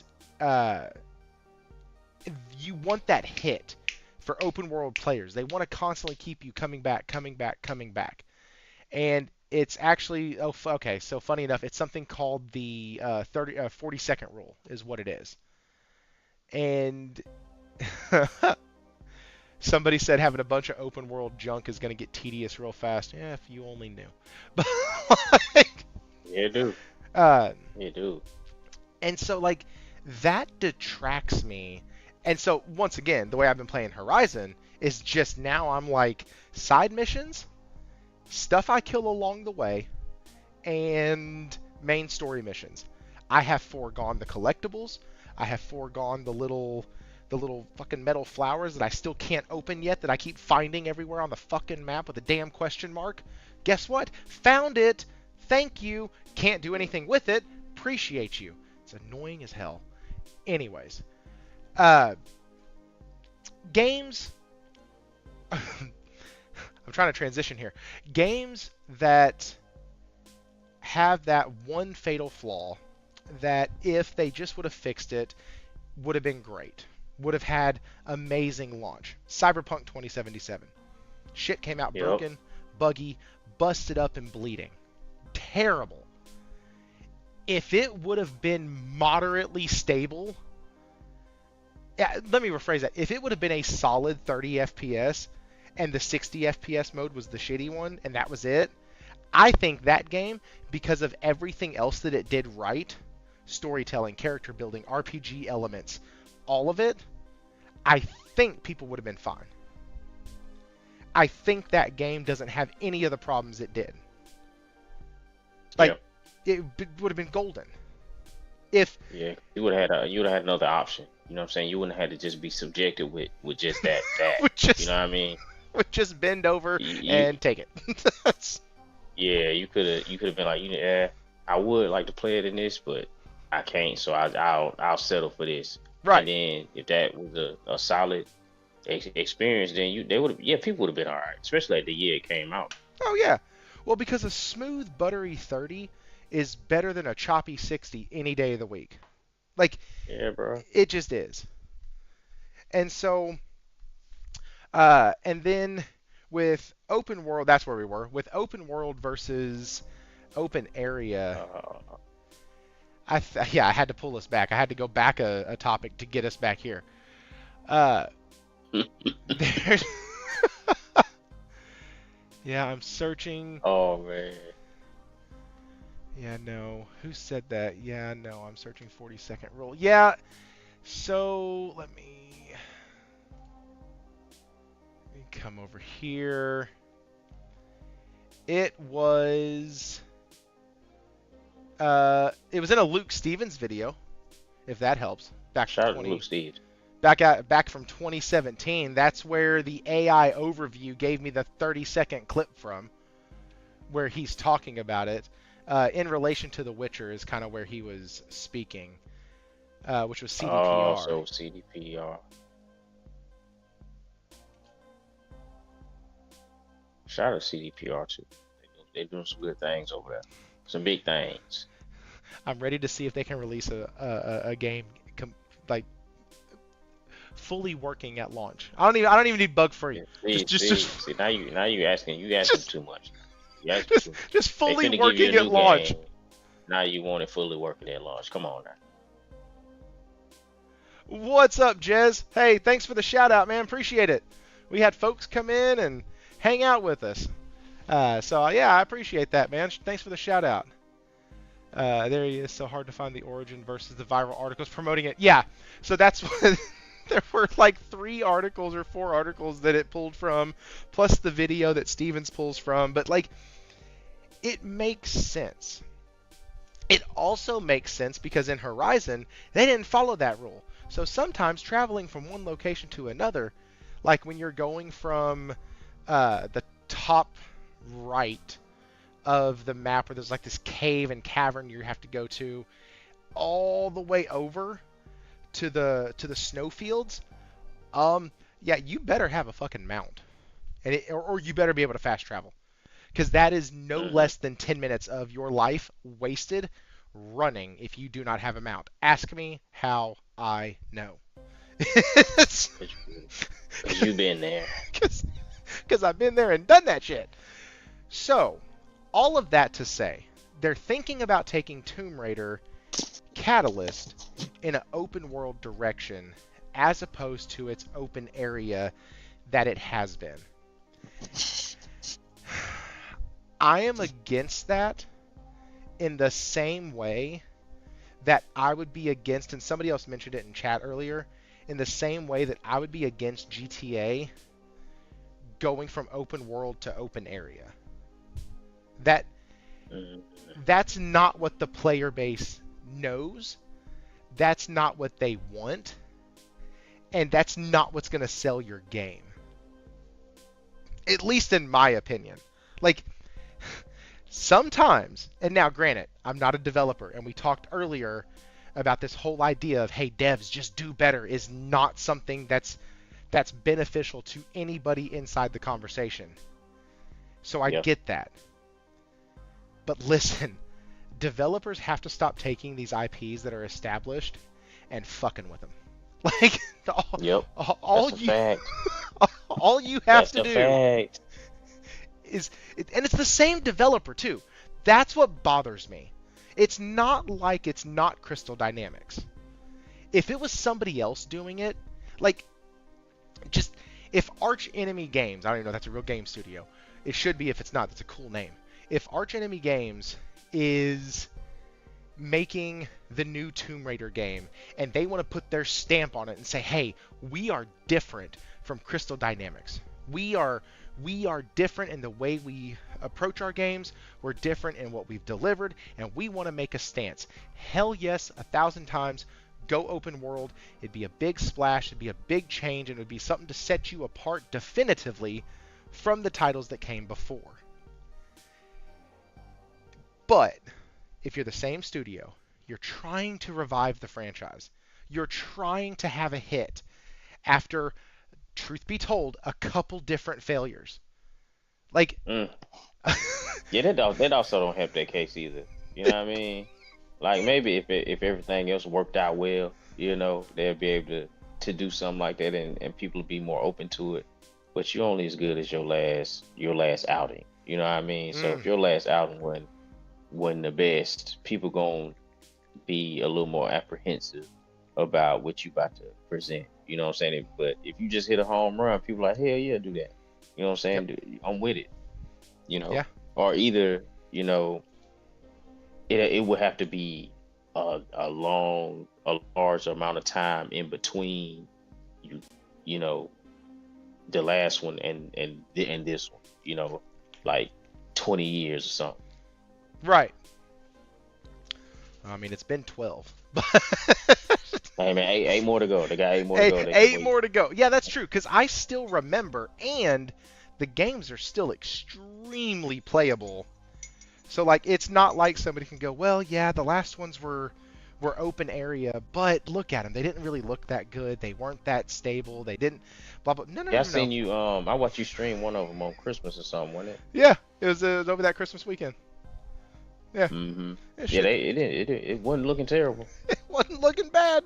Her movement was stiff as hell. But how do you do something new? Let them try. Okay, so you know what they can do that's new for Crystal Dynamics? They can take the ending of Rise of the Tomb Raider, lead that into Catalyst, and give her both of her damn pistols. That's what they could do that's new. Boom. Hey, guess what, guys? This is Tomb Raider. Now she has both guns. I'm there. That's just like I've never known Lara Croft without two pistols. the relaunch or whatever it was, the revival of the series had them. They only had one gun. They teased it a couple times. As a matter of fact, even in the first one, you can. There's actually a character that uses two pistols, and I'm like, y'all motherfuckers, y'all gave my two pistol animation to an NPC. That's not cool. But that aside, I still love the game. But she's Hero, you're terrible. You're terrible. POI diversity rule. Good luck getting DEI results when searching that. Something about three POIS on the horizon line. Oh, sure. 3 points on the horizon line. All right. You get them on the second one. That's really funny. Hero. You might be in a gaming rut, sir, but you're still quick-witted as ever. Points of interest on. Okay. So let me know. I think y'all have been really good in the comments. Horizon Forbidden West seemed to follow that rule. Horizon Forbidden West didn't follow the 40-second rule. They fucking demolished it. Like, it was every time you turn around, literally every time you turn around, there is just hold R3 and you will find something to go do. Something within your little sphere around you. You probably won't have the tool for it because why the fuck would they give you that? You won't have the tool for it. Yeah, they want you to come back later. I just threw up in my mouth a little bit. Like, shit's so annoying. That is so freaking annoying. I can't stand that in an open world setting. That is reserved for side scrollers or open area games. And it was pushing its freaking luck in God of War Ragnarok. Because there were points in there where you had to come back once you got the spear. Mm-hmm. Or once you got the in 2018 it was once you got the Chaos Blades, you could light shit on fire. And so like it pushes its boundaries with me. And I platinumed Ragnarok, so it's not that I hated the game. It's don't make me come back to a place I've already whooped its ass to come back and open a door. F you. Thank you. Thank you for coming to my TED Talk. Yeah, that's rampant in like Metroidvanias. I finished this was last year. Ender Magnolia. Yeah. And Ender Magnolia and those games they are notorious for that type of stuff. It's a good game, it was fun, but you're gonna be backtracking a lot. That's yeah, but those are side scrollers. Yeah, that's the name of the game.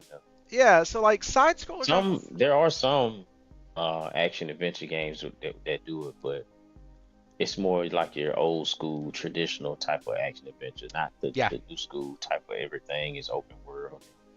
You know. No, I agree. D, have you still been looking for that? My dude. He said he's gonna find it, man. He got a job. He got a job to do. I get that. I have that energy. I had somebody at my work go, man, you put off a lot of golden retriever energy. I said, you damn straight I do. Give my ass a task and I'll make sure that shit gets done. I promise.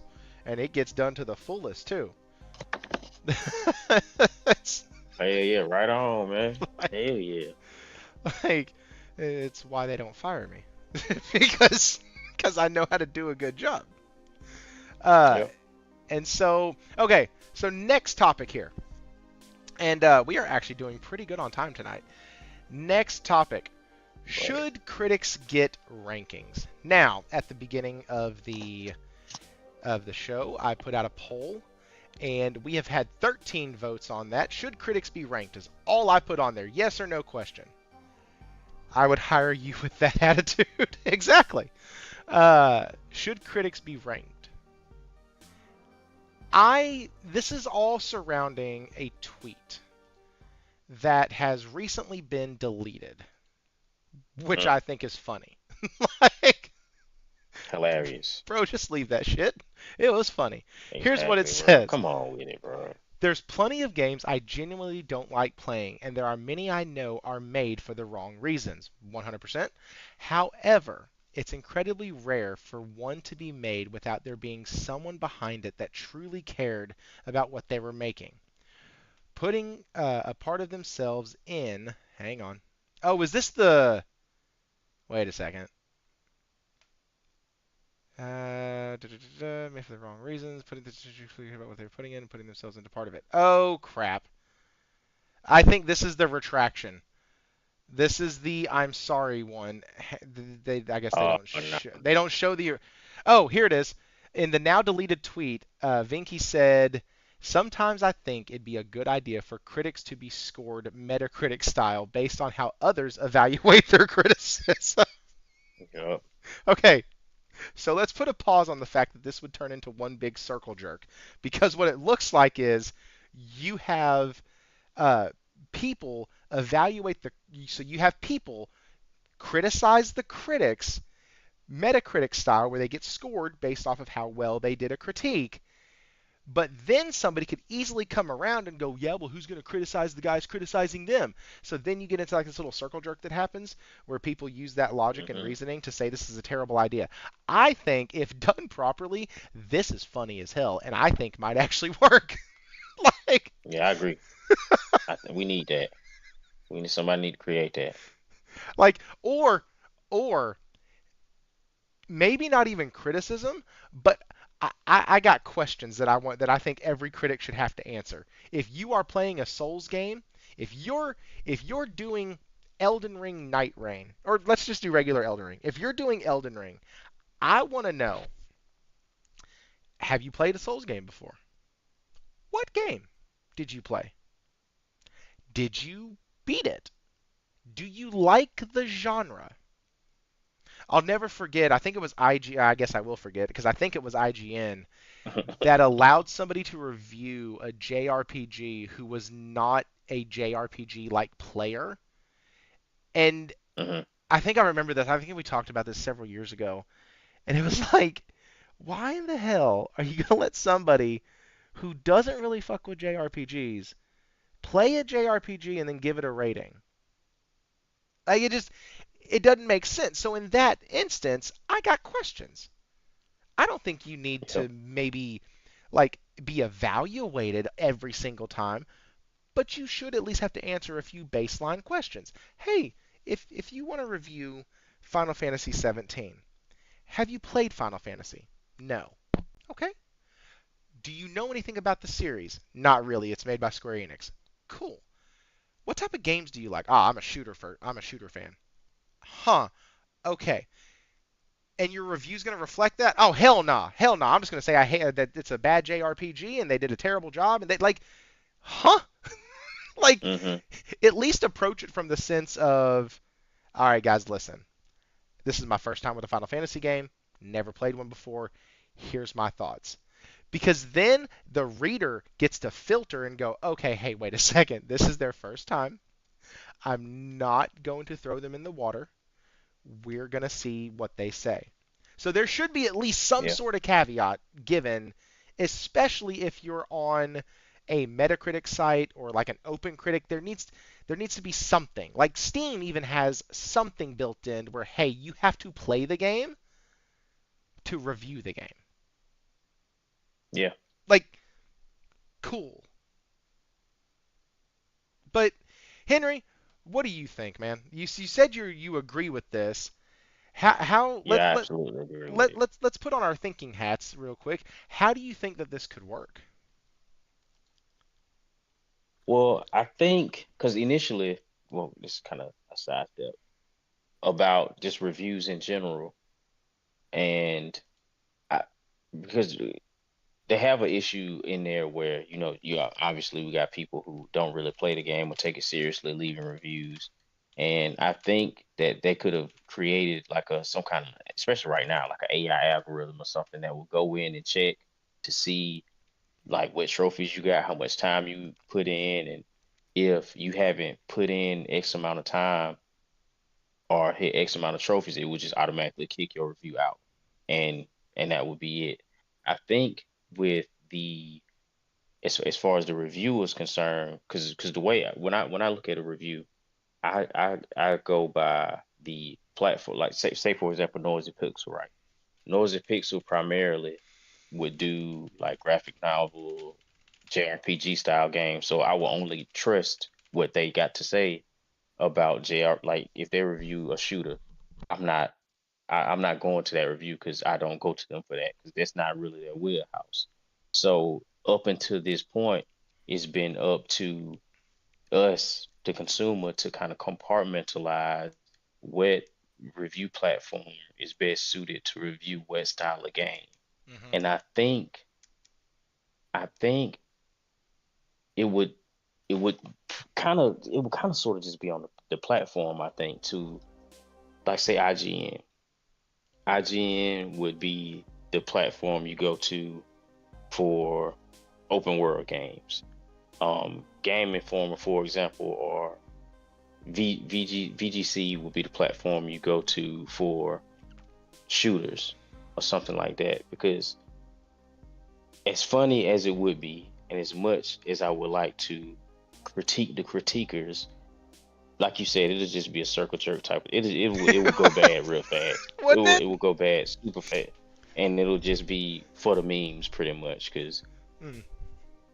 people eventually wouldn't even look at the credentials of the individual. They'll just go by if they like them or not. You know what I'm Yep. saying? Because imagine Jason Schreier dropping a review. He gonna get flamed. It could be a good review, but people still gonna flame him because people don't like Jason Schreier. You know what I'm saying? Well, sure. So it would be a mess. But the reason why I think it would be a good idea is because I don't like the idea of people being able to critique a thing, but then that person or those people not being held accountable through critiques on themselves, if that makes sense. Like like even if I go to a website, right, and they'll publish an article, you know how some of them they got a comment section in the bottom to where you read the article and you can and it'll say right before you about to write a comment, it'll say be nice or whatever, blah blah, and you write down whatever you want to. And I've gotten to the point to now where I'm not being disrespectful on there, but if I read an article and it don't got that comment section at the bottom to where I could like give some feedback or critique or whatever, I won't ever go back to that publication again to read the article because I just don't like people who feel as though because it come off as I want to get my thoughts off, but then you can't critique my thoughts or I can't be held accountable for whatever it is that I said. I don't know. I just it's weird, but I just don't like that. I feel like they wall themselves off. I'm gonna say what I want to say, and then I'm gonna close the door. You know, you get what I mean? Hmm. Like I'm a I'm a shit on this, but then you can't shit on me back because now I'm leaving, or I'm cutting the computer off, or I'm closing the app, Right. and I I just can don't. have an I don't think I opinion, think. but you can't. Is essentially sometimes Yeah, how it comes off. exactly. And I'm like, bro, I just I don't like that because if you say something, I feel like you should be able to be held accountable for what you say. You know what I'm saying? And not and like I said, I'm not saying to be disrespectful to somebody or just mindlessly hate on the individual or nothing like that. But you ought be open to a conversation, especially if you're gonna put yourself in a position to be critiquing somebody else's work. People should then be able to critique your work or your expertise as far as your critiquing. You know, I don't know. It just rubbed me the wrong way. So when I seen that, I'm like, man, hell yeah, let's critique them. Let's critique. Oh, And so, even in our chat, we have. So Corey actually said, at a certain point, you as a gamer know what you like. You know what you don't. You don't need a review to tell you you are going to like a JRPG with a good story. I agree. I agree with that, and I told him I agree with that, but to a certain point. And so here's my example. So, Cyberpunk 2077 was made by CDPR. Everybody knows that. The last game of CDPRs that I played was The Witcher 3 before Cyberpunk. Cyberpunk gets announced. CDPR does the announcement. I get kind of excited. I'm like, oh, this is fun. Really immersive. Looks great. Everything checks out. They've gone cyberpunk on us. They've gone with this more techno style. I didn't want to say cyberpunk style, but that's what it is. It's that techno modern, everything's gone to shit type of like style, and I really enjoy it. Yeah, it's cool. I fuck with it. But fun fact, I didn't know that the game was first person. Had no idea. Because I didn't need to research the game. I didn't think about researching the game. I didn't give a shit to research the game. CDPR's dropping a new title. Fuck it. I love Witcher 3. They got my money. Let's go. It's a cyberpunk aesthetic. Let's do this thing. So, I get it. I did find out that, hey, buy the PS4 version because it ran better on your PS5. So I got the PS4 version probably a couple days after launch. Much to the game store going, are you sure you want to do that? And I was like, yeah, I got a PS5. It's going to be fine. Actually, no. This was still on the Pro. This was on the PS4 Pro. Yeah. I think. That sounds right. When did Cyberpunk release on the 5 or the 4? It was cross-gen. It released on PS4, Xbox One. This'll tell Hold on. Now I'm fucked. Okay, no. I played it on the 4 because it came out December 10th of 2020, and I didn't get my PlayStation until March of 2021. So I didn't get the PS5 rather until March of 2021. So I played it on the 4. I played it on the Pro, the PS4 Pro.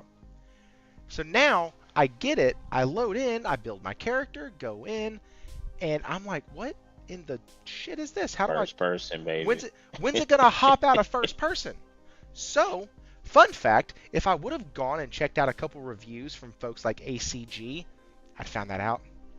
If I would have checked on the review from Digital Foundry, I'd have found that out. If I would have checked on a review from anywhere, I would have found that out. And I would have never purchased the game. And I purchased it, and it was unplayable, so I took it back. But still didn't change the fact that I would have saved myself some time on that one if I would have checked a review out. Now, that's a one and however many scenario where you're going to get a game from a studio that's completely backwards and different, not backwards, but completely different in presentation than something they did before. I know that Housemarque recently did that with Returnal. Way different than anything they had done before. And so, sure, could have been jarring, but this is where reviews do have a place. Also, if you find a reviewer that you trust, Nate did point out that people do rank reviewers in their own personal, like, gaming content absorption, however you would have to say that. Mm-hmm. And that's true, because like I said, I have about 3 that I go to now that are not like people that I can get on a Discord call with. Like, I got about 3, and really only 2.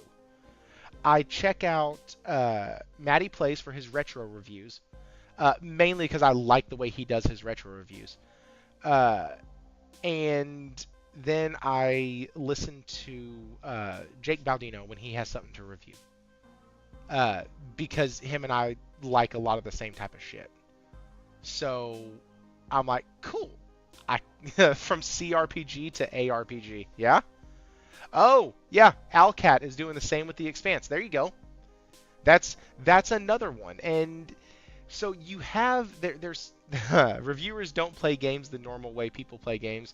Most people play games to enjoy them, not to see what's wrong with the game. So the approach is going in is entirely different.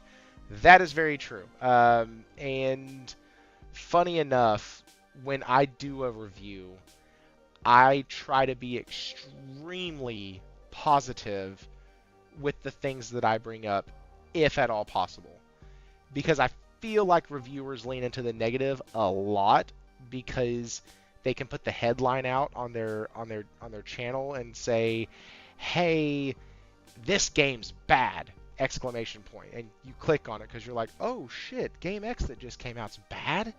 Or to take an example from what something Will said last week, art style horrible on the thumbnail for the new Dragon Age, or the remaster of the Dragon Age game that's coming out. Dragon Quest. Dragon Quest, not Dragon Age. Dragon Quest. Thank you. And so, like, yeah, that's gonna get probably more hits than the guy that puts on there looks gorgeous. Like, Yep. so at some point, the original, the normal reviewer does lean into the negative a lot, which is one of the main reasons why I stopped watching reviewers. Will says it all the time. I don't want to have people tell me why I shouldn't play a game. I want you to tell me all the cool shit that I can do to make me want to play the game. It's like, what? Let me know what I can do.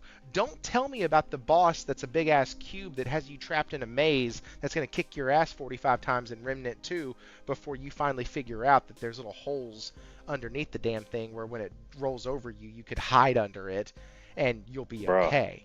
Like, bro, don't. That's one of them. That's one of them joints. I had to go to sleep, bro. I had to go to sleep and redo it in the morning. Fuck that. I was so tight. I was so tight. I was so pissed. I remember playing that with Will, and I was like, "You've got to be shitting me! Like, this is bullshit. I don't like this shit at all." I actually, man. Was it Will and you, or was it Will and RPG? I think it might have been Will and RPG. But man, that game was a pain in the ass. I love that game though. It was just that part that was, because because you know what I'm saying. I had been playing it all day. I was having a grand old time, and then I got to that section. I'm like, all right, bro, I'm going to sleep, bro. I'm going to sleep. I'm not doing this. I had died probably like 7-8 times. I was good. Yup. That's I've reached my limit. F off. That was it, bro. Like, yeah, I'm going to sleep. I'll catch you in the morning. That's how I had to do the Raven Queen in Ragnarok. That bitch beat my ass so many times, and I was like, all right, fuck you. I'm gonna go to sleep now. And I didn't touch the thing for like 3 days. Yeah, but usually, man, that next morning, man, you wake up that next morning, bust it on down, quick. I'm like, well, dang. No, I was pissed. I didn't touch that thing for a couple days, and because that was like the next to the last thing that I thought I had to do for the platinum. I didn't realize that muscle climb after you did the first set of trials, that there was another set of trials that opened up, and so I beat the Raven Queen and it didn't pop the platinum. I was like, what the fuck am I missing? And then I was like, oh, I have to go do more trials now. And then I'd spent the next few days finishing it up. But yeah, that pissed me off. Also, the Valkyrie fights from God of War 2018 are the reason I don't have the platinum. I loved the shit out of that game. But after you beat the 4th Valkyrie, every single one after that, pain in my rear end. Such a huge pain. You gotta earn that platinum. They make you earn it. You gotta do something with it. All right. I could take that platinum and put it somewhere. Okay, so should critics get rankings? Probably not. Are they? I mean, no, because of the headache it would cause down the road.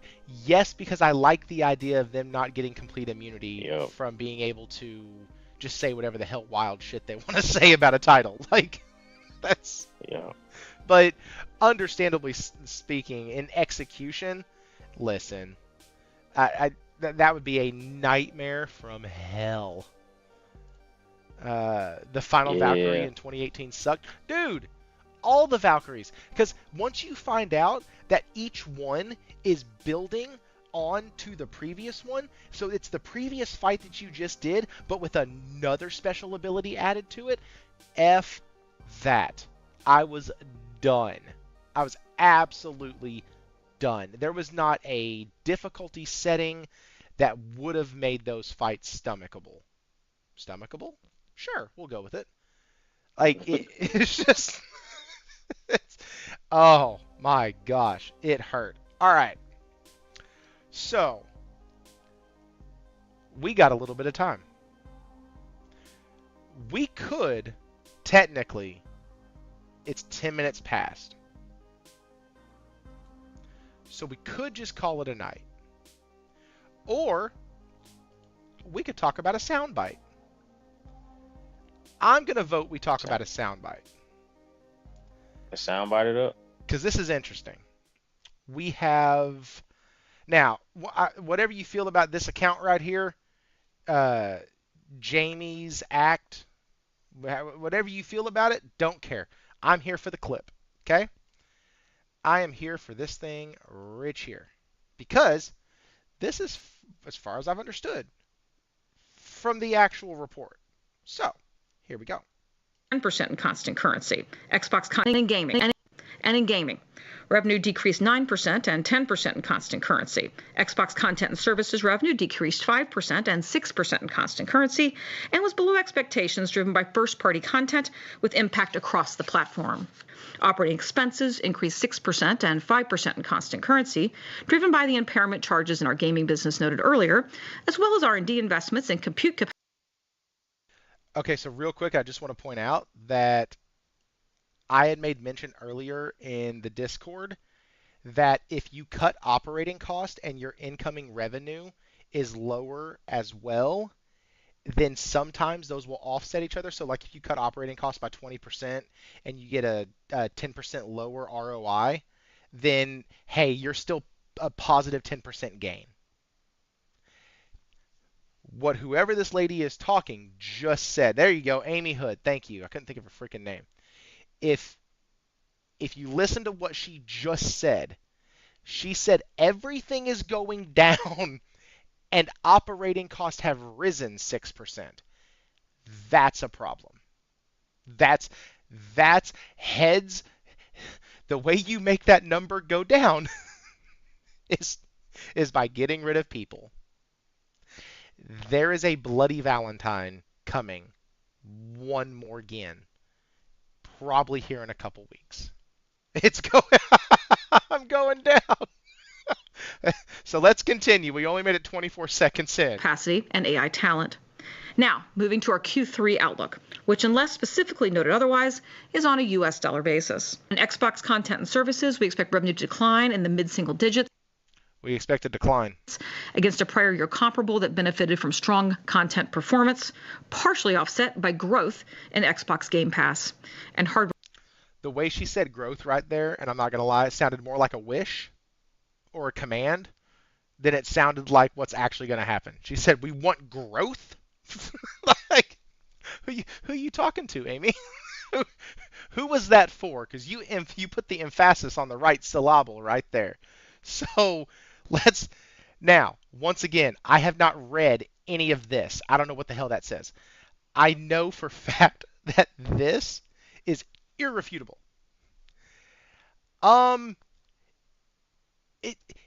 There was a song that was like, it's going down for real.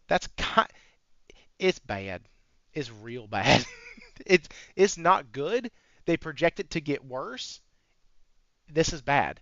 And like Josh just said, she also blamed the Xbox for the area of the company they are in to decline. Yeah. Okay. So, Henry, I see you in the chat typing these things. It's over. Yeah, like so. Yeah, it's over, boys. It's over. Like you said, man. It's about to be a bloody Valentine for real. Cause yeah, they finna get some people up out of there. They finna get some folks up out of there. And is it me or does those people sound like AI to me? I mean, to you? Well, they talk like how AI talk. I wouldn't. Listen, at this point, my initial reaction, okay, I'll be honest with you, my initial reaction was, nah, that sounded like Amy. I heard her voice before. I just couldn't remember her fucking name. Like, it sounded like her, but knowing Satya, Hey man, his his self could have walked in there and said, "Hey guys, listen, your replacement's right outside, sir. We don't see anything but a computer." Exactly. Go ahead and type in all your stuff, and just press play. It'll do everything else for you. Also, if it doesn't like what you typed, it's gonna fix it to make it sound better. Gross. It's rough. It's rough over there, man. Cause like, and this is. But it is.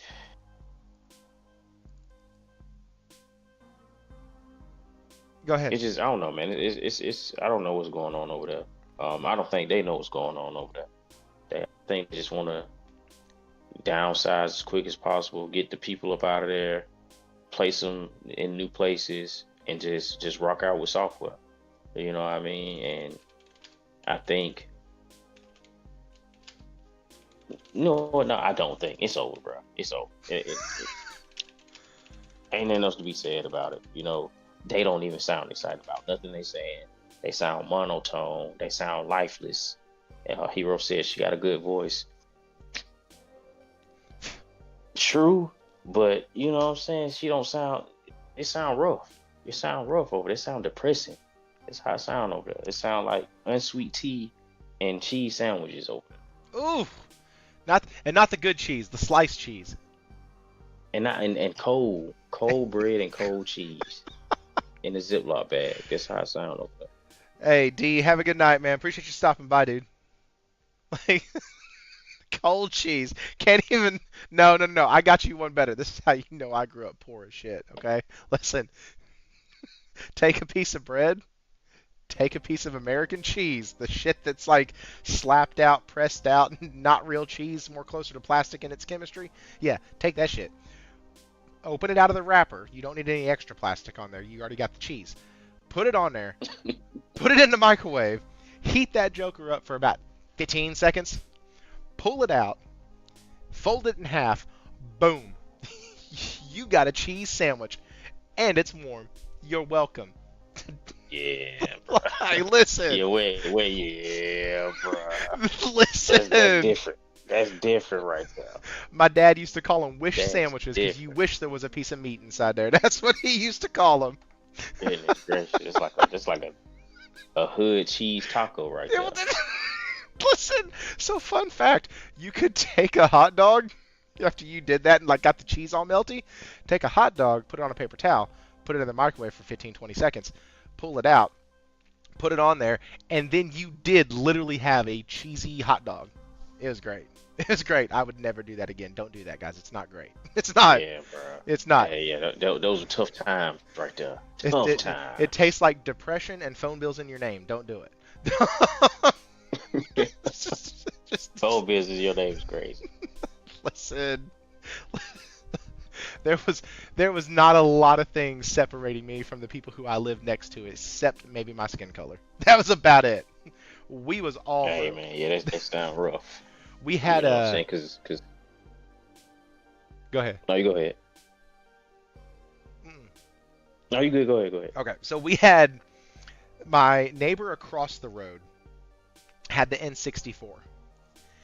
I had the PlayStation. And then I also was the one who had the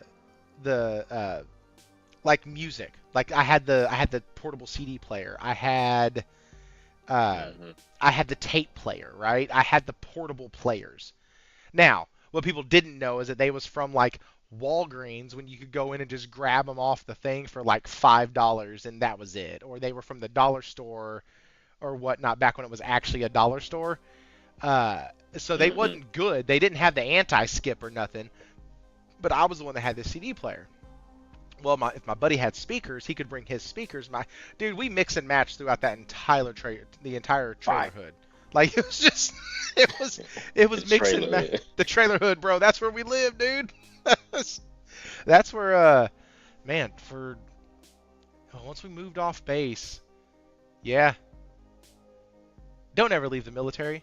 That's a bad idea. Just stay in as long as you can if you're in. Like it's they'll keep Yeah, promoting stay in, you. bro. They'll keep promoting you, I promise. But no. Anyways, so I don't even know how the hell we got there. Oh yeah, things being bad at Xbox. So like, there's Yeah, they gonna be in the trailer hood for long. there's there's not much there's not much they can do at this point. They Yeah, they said 4 games. They're sending everything. Forza's coming. Halo's coming. Gears has already come. Like it's over. The floodgates have been opened.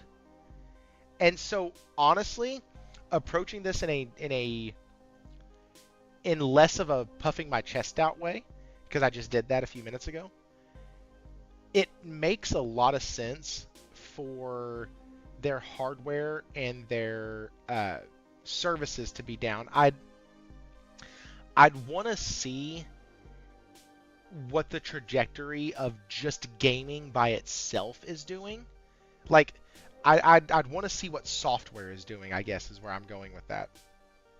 Because yeah, that's where I think they're going. That's where they've indicated they're going. That's where all of their financial moves have said, have said that they are going in that direction of being a publisher first, platform second, maybe even platform at the tertiary level. And so I'd want to see that number. That would tell me, oh, this is great. Because if software is going up but Game Pass is going down, all right, cool. Game Pass is what's dragging this equation down. The software stuff that we're doing and sending everything to PlayStation and talking about sending stuff over to the Switch and doing all of that is actually working for our bottom line. These other things are not, and then it becomes more clear. But that would require these companies, including Sony, to be a lot more forthcoming with their financials, and that shit just won't ever happen. They try to keep everything. They try to frame it in a way to where the investors won't like chop their neck off. Essentially, is how they have to do it. So like, I get it. The price hike for Game Pass is included in this. So either games didn't sell or Game Pass subs dropped like a rock. I think it's the second one, and that's kind of what I was alluding to.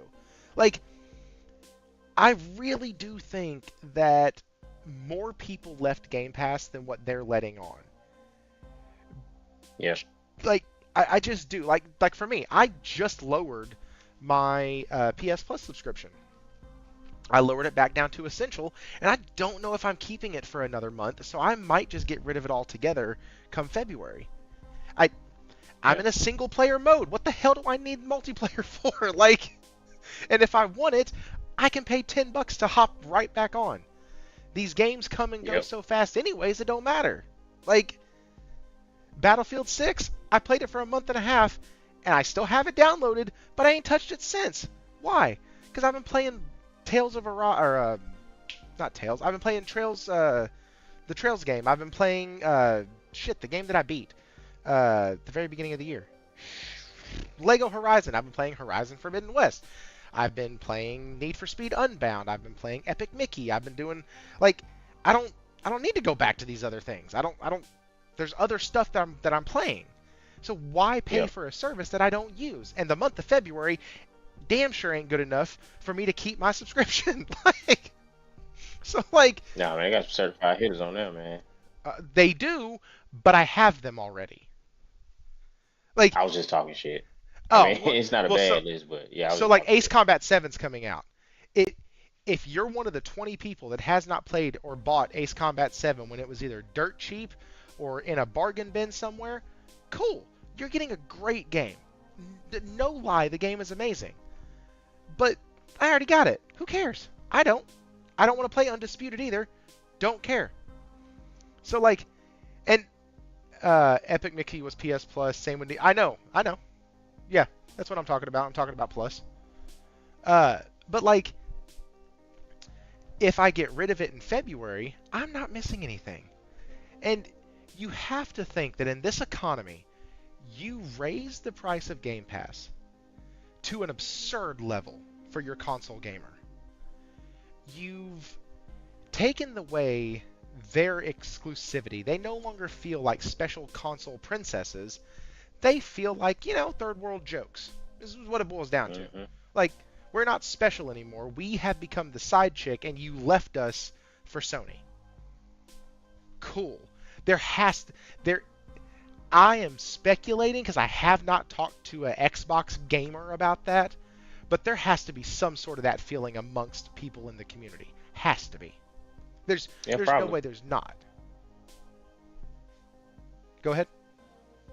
I say, yeah, it probably is quite a few people to feel like that, especially if you take the small sample size of individuals online and you see how they act like Xbox is a sibling or you know what I'm saying, a wife or a husband or something, the way they covet Xbox. So and you even see it in video clips, you know what I'm saying, when they announce certain games for PlayStation.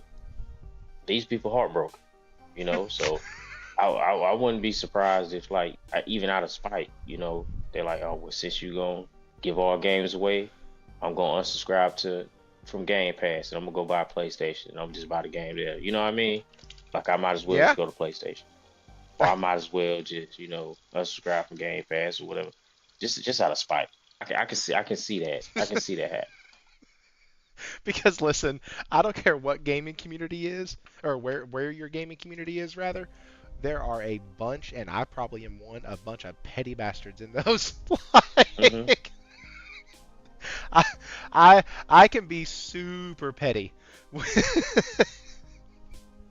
It's a part of my bag I don't usually reach into because once I start, it's hard to stop, and I will be the most passive-aggressive petty bastard you've ever met in your life, and it's quite comical to me.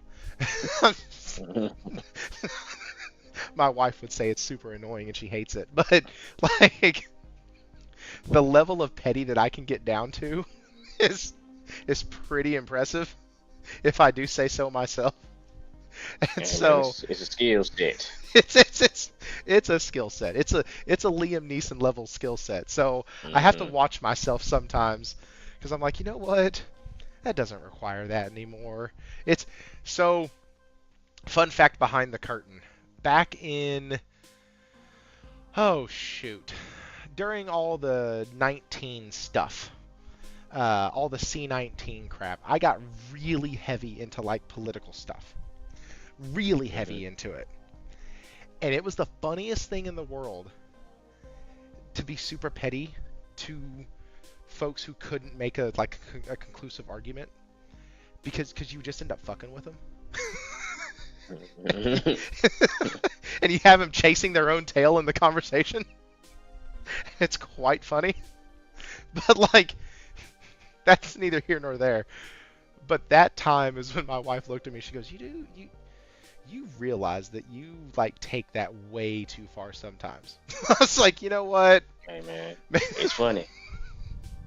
It is funny, but still, it's like the level of petty is like Jon Stewart when he was on Stephen Colbert's show, and he was talking about the virus, and he goes, it came from a lab in China that has the same name as the virus. It doesn't take a genius to put two. If a chocolate factory exploded in Hershey, Pennsylvania, and it's just that level of like that level. Anyways, that's also what I think would be a problem if like we started going back to one of our previous topics. If we started letting people review reviewers, it would just be a bunch of petty bullshit. It would just. Yeah, it would. I'm gonna be honest. I would participate. In it. I would. Just because. You know what I mean? Because like I'm bored at work. I'm in between jobs. Why not? Yes, I would. Why not shit on Just Try? Why not?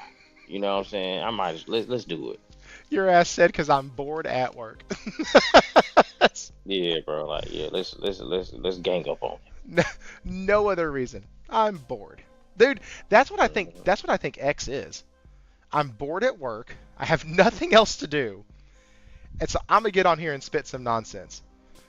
I'm gonna. Yeah, that's that's definitely what it is for a lot of people, for sure.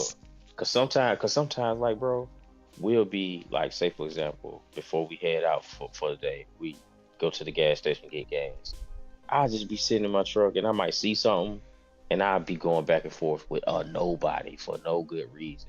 And then after we got all our gas, I close the app and go on about my day.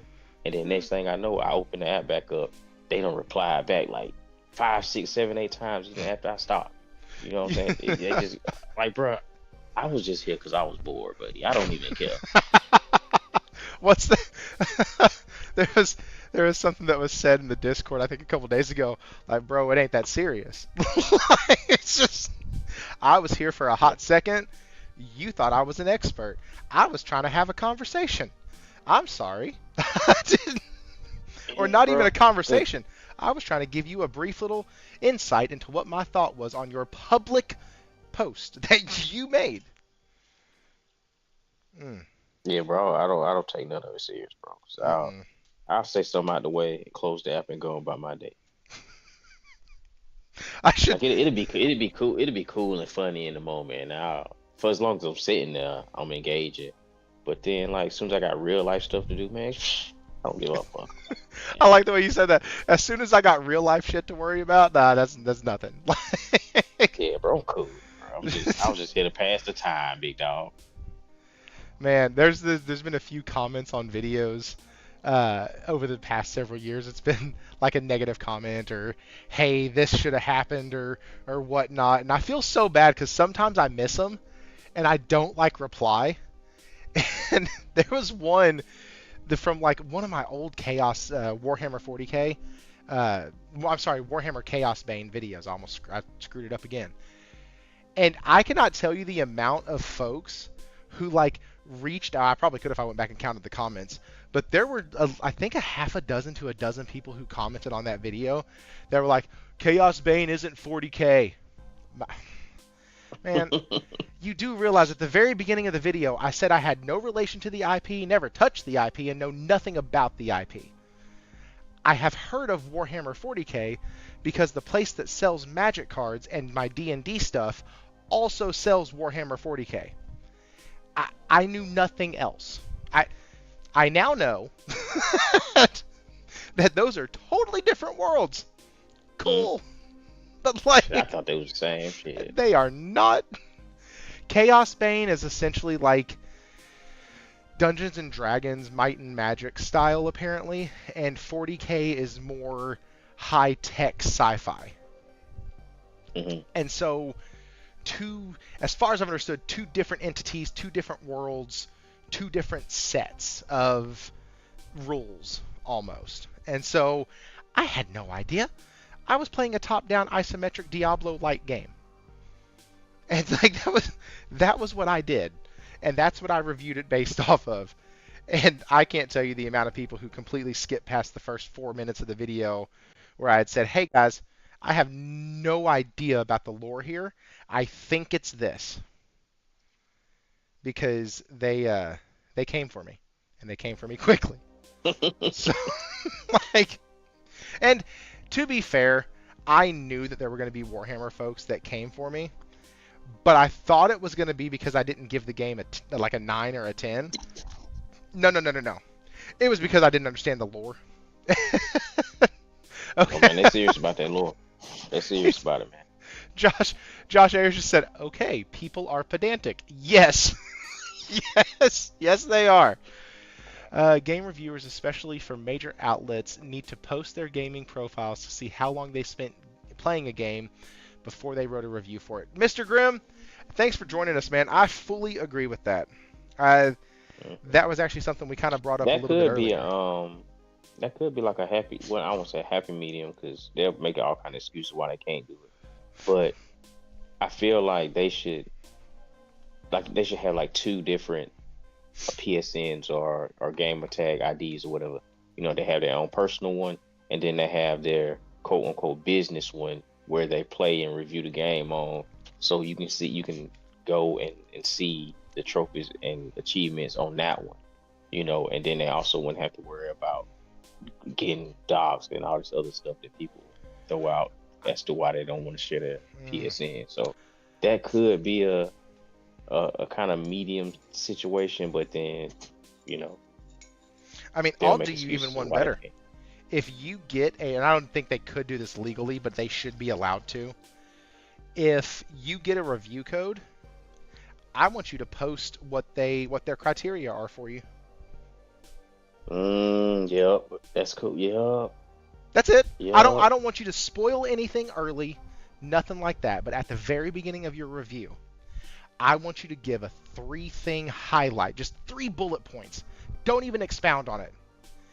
They said I can't talk about this section. They said I can't talk about. I can't mention anything past chapter 2. I did get a review code for the game. I have beat the game. I can't mention any of the story past chapter 2. I am not allowed to talk in a negative light about this.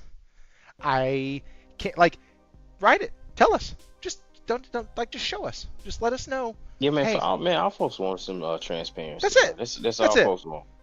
That's it. Just you have a better chance of a reviewer giving you their social security number before they give you their gamer tag. They will fight to protect it like it's their firstborn son, bro. They not finna give you no code, no PSN, no nothing. Nope. They got all the excuses in the world why they not giving it to you. They gaming professionals, but they not about to give it to you. Dude, if I got paid to game for 8 to 10 hours a day, y'all would be able to look at all my shit. Hell, y'all can look at all my shit now. I don't care. What are you gonna find? You're gonna find that I played Lego Horizon and beat it? Sure, fine. Don't care. I did. The fucking gameplay was really fun. Everything else sucked ass. Gameplay was really fun. But my son was gonna jump into it, but he didn't. Dude, he been playing. He been going crazy about that Marvel Cosmic Invasion. Him, my daughter, and my nephew. That's every time, bro. That's what they on. What y'all on? Marvel Cosmic Invasion. It's a good game. It's fun. Yeah, it's cool. And the colors are bright. I like it a lot. Yeah, I've not even beaten it yet because of them. Yeah, that's how it be sometimes. I know that. That's a fact. I know my youngest beat Sword of the Sea before I did. Because once he got the controller, I wasn't getting it back. Anytime I came home, he was on the PlayStation. Anytime before dinner, after dinner, before school, after school, it was Sword of the Sea for like 2 weeks straight at our house, and he did most of that. I finally beat it like a week later. It was super cool. It was. Speaking of that, we have been talking about a lot of games tonight, a lot of gaming stuff. We have hit on Xbox a little bit. They are... it's kind of rough. We hit on... In the toilet. That's the best. Yes.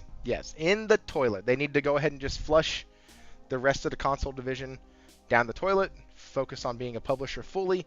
Stop trying to do 35 things at once. And also keep Satya and AI at a very comfortable distance. Not straight up your rectum. Don't do that. So they're gonna have to work on that because Nutella's about to earn his name, and that's he's about to shove that shit right down their throat. It's about to be real bad. But we've talked about that. We've talked about some games tonight. We talked about what we like in gaming, open world versus not open world versus the open area. Just a lot of these fun, really good topics that we as gamers love to get into. Chat, y'all have been on fire tonight. Y'all have been great. Everybody who stopped through here, thank y'all so much for that. This is the Gaming Den. We're relaxed. We're chill. We're coming in here. We're just a bunch of gamers getting together to talk about gaming. That's it. We'll hit news articles if they're interesting. We will keep up with big stories like Ubisoft, or big stories to me at least. Ubisoft, Ace Combat 8, the Tomb Raider series coming out, Saros, Wolverine. We'll cover all those here, but you'll also get stuff like Coffee Talk 3. Like you're gonna get a wide range. You're gonna get Metal Eden. That's another game that Henry. Yeah, that's another game that Henry played and was like, dude, this is good. This is real good, bro. And so, man. just stop here, listen, hang out, participate. You'll probably get a line on a couple good games. If not from us in the panel, you'll definitely get it from the chat. Guys in the chat, they play everything. If you want any kind of game, we can hook you up with it. Trust me. We got you. Join the Discord. Henry, before we get out of here, where can the good people find you, sir? You can find me on X. I'm over there, being petty. At It's Just Henry. You can find me on YouTube at It's Just Henriheck over there, and you can find me inside the Discord. That's what I be on. That's where I be at, man. You can your PSN too. I'm on PSN. Henriheck. You feel me? Playing some Ghost Recon, playing some Highguard. Head on over there to the PSN store. Download Highguard. Hop in there. If you see me online, jump in there with your boy. Hop in there with your boy. There it is, guys. Hey, his links are in the description below. Fellettes, y'all need to go over there, check him out. Yes, I stole that directly from him as an homage to him, not as a theft. I appreciate it. I love your intros. They're fantastic. You can use it anytime. Anytime. It doesn't roll off of my cadence as well as it does yours. But no, it's guys. Oh, Corey Massey said Metal Eden is not bad. I enjoyed it. Yeah. So I played Ruiner based off of what Henry said. That game was like a drug. That game was. Every time I showed up to my house, my ass was either playing it on the Portal, playing it on the TV, or playing it on the computer. I had that shit No. I was on the computer the whole time. Because I had that thing. I didn't have it on the PlayStation yet. I had bought it on the computer because I got it for $5. I was like, This is great. And so my wife would come in and she'd go, what in the hell are you playing? Why are they calling you puppy? I have no idea. But apparently I'm puppy. She goes, bro. That's weird. It's like, yeah, very. She's like, do you know what's going on? I was like, not really. I'm shooting things looking for my brother. That's it. That's all the motivation I needed. Oh, you got my brother. Cool. I'm coming for you. But no, guys, listen, y'all are going to have a great time here. We're going to have an awesome time building this community up. Hit the like button again. Subscribe if you haven't already. If you're here, you know where to find me, so I don't have to say all that shit. Check them out. Shout out to Jez again for giving us the bump that he did earlier on in the show. Appreciate that. Go check his stuff out. He covered a lot of the Xbox news today, pretty in depth, before tonight's show on his channel. So go check him out at the Gaming Grindhouse. Definitely give Henry a check out. His videos are really well done. You will get information and you will also laugh your ass off. So it's great. Because he'll hit you with a 1-2 punch of some serious shit right into some funny shit, and it just catches you off guard and you just start laughing. It's great. So go check out his stuff. He's really good at what he does over there. Good insight, and he doesn't bullshit and talk about stuff he doesn't understand or doesn't know. And if he doesn't know, he'll also tell you. Really good dude. Go check him out. And yeah, with that, if you want to be a den mate like RPG88 did tonight, you can hit the join button. Thank you again. You can also join the Discord. The Discord's free to join. I do not charge for that. I don't even make you be a subscriber. I would ask you to subscribe if you're part of the Discord because, hey, if you're going to support the community, you might as well support the channel that started the community. But I don't force you. Who is on next week? We got Falky coming back next week. That is right. The Falkmeister. After his like 6-week hiatus. He is finally done with the holidays, and he has saved all the businesses in Australia and has enough time to come back on to the show and talk about some gaming. So he will be on next week, and after that, you will have to stay tuned to find out. We'll catch you on the next one. See y'all guys later.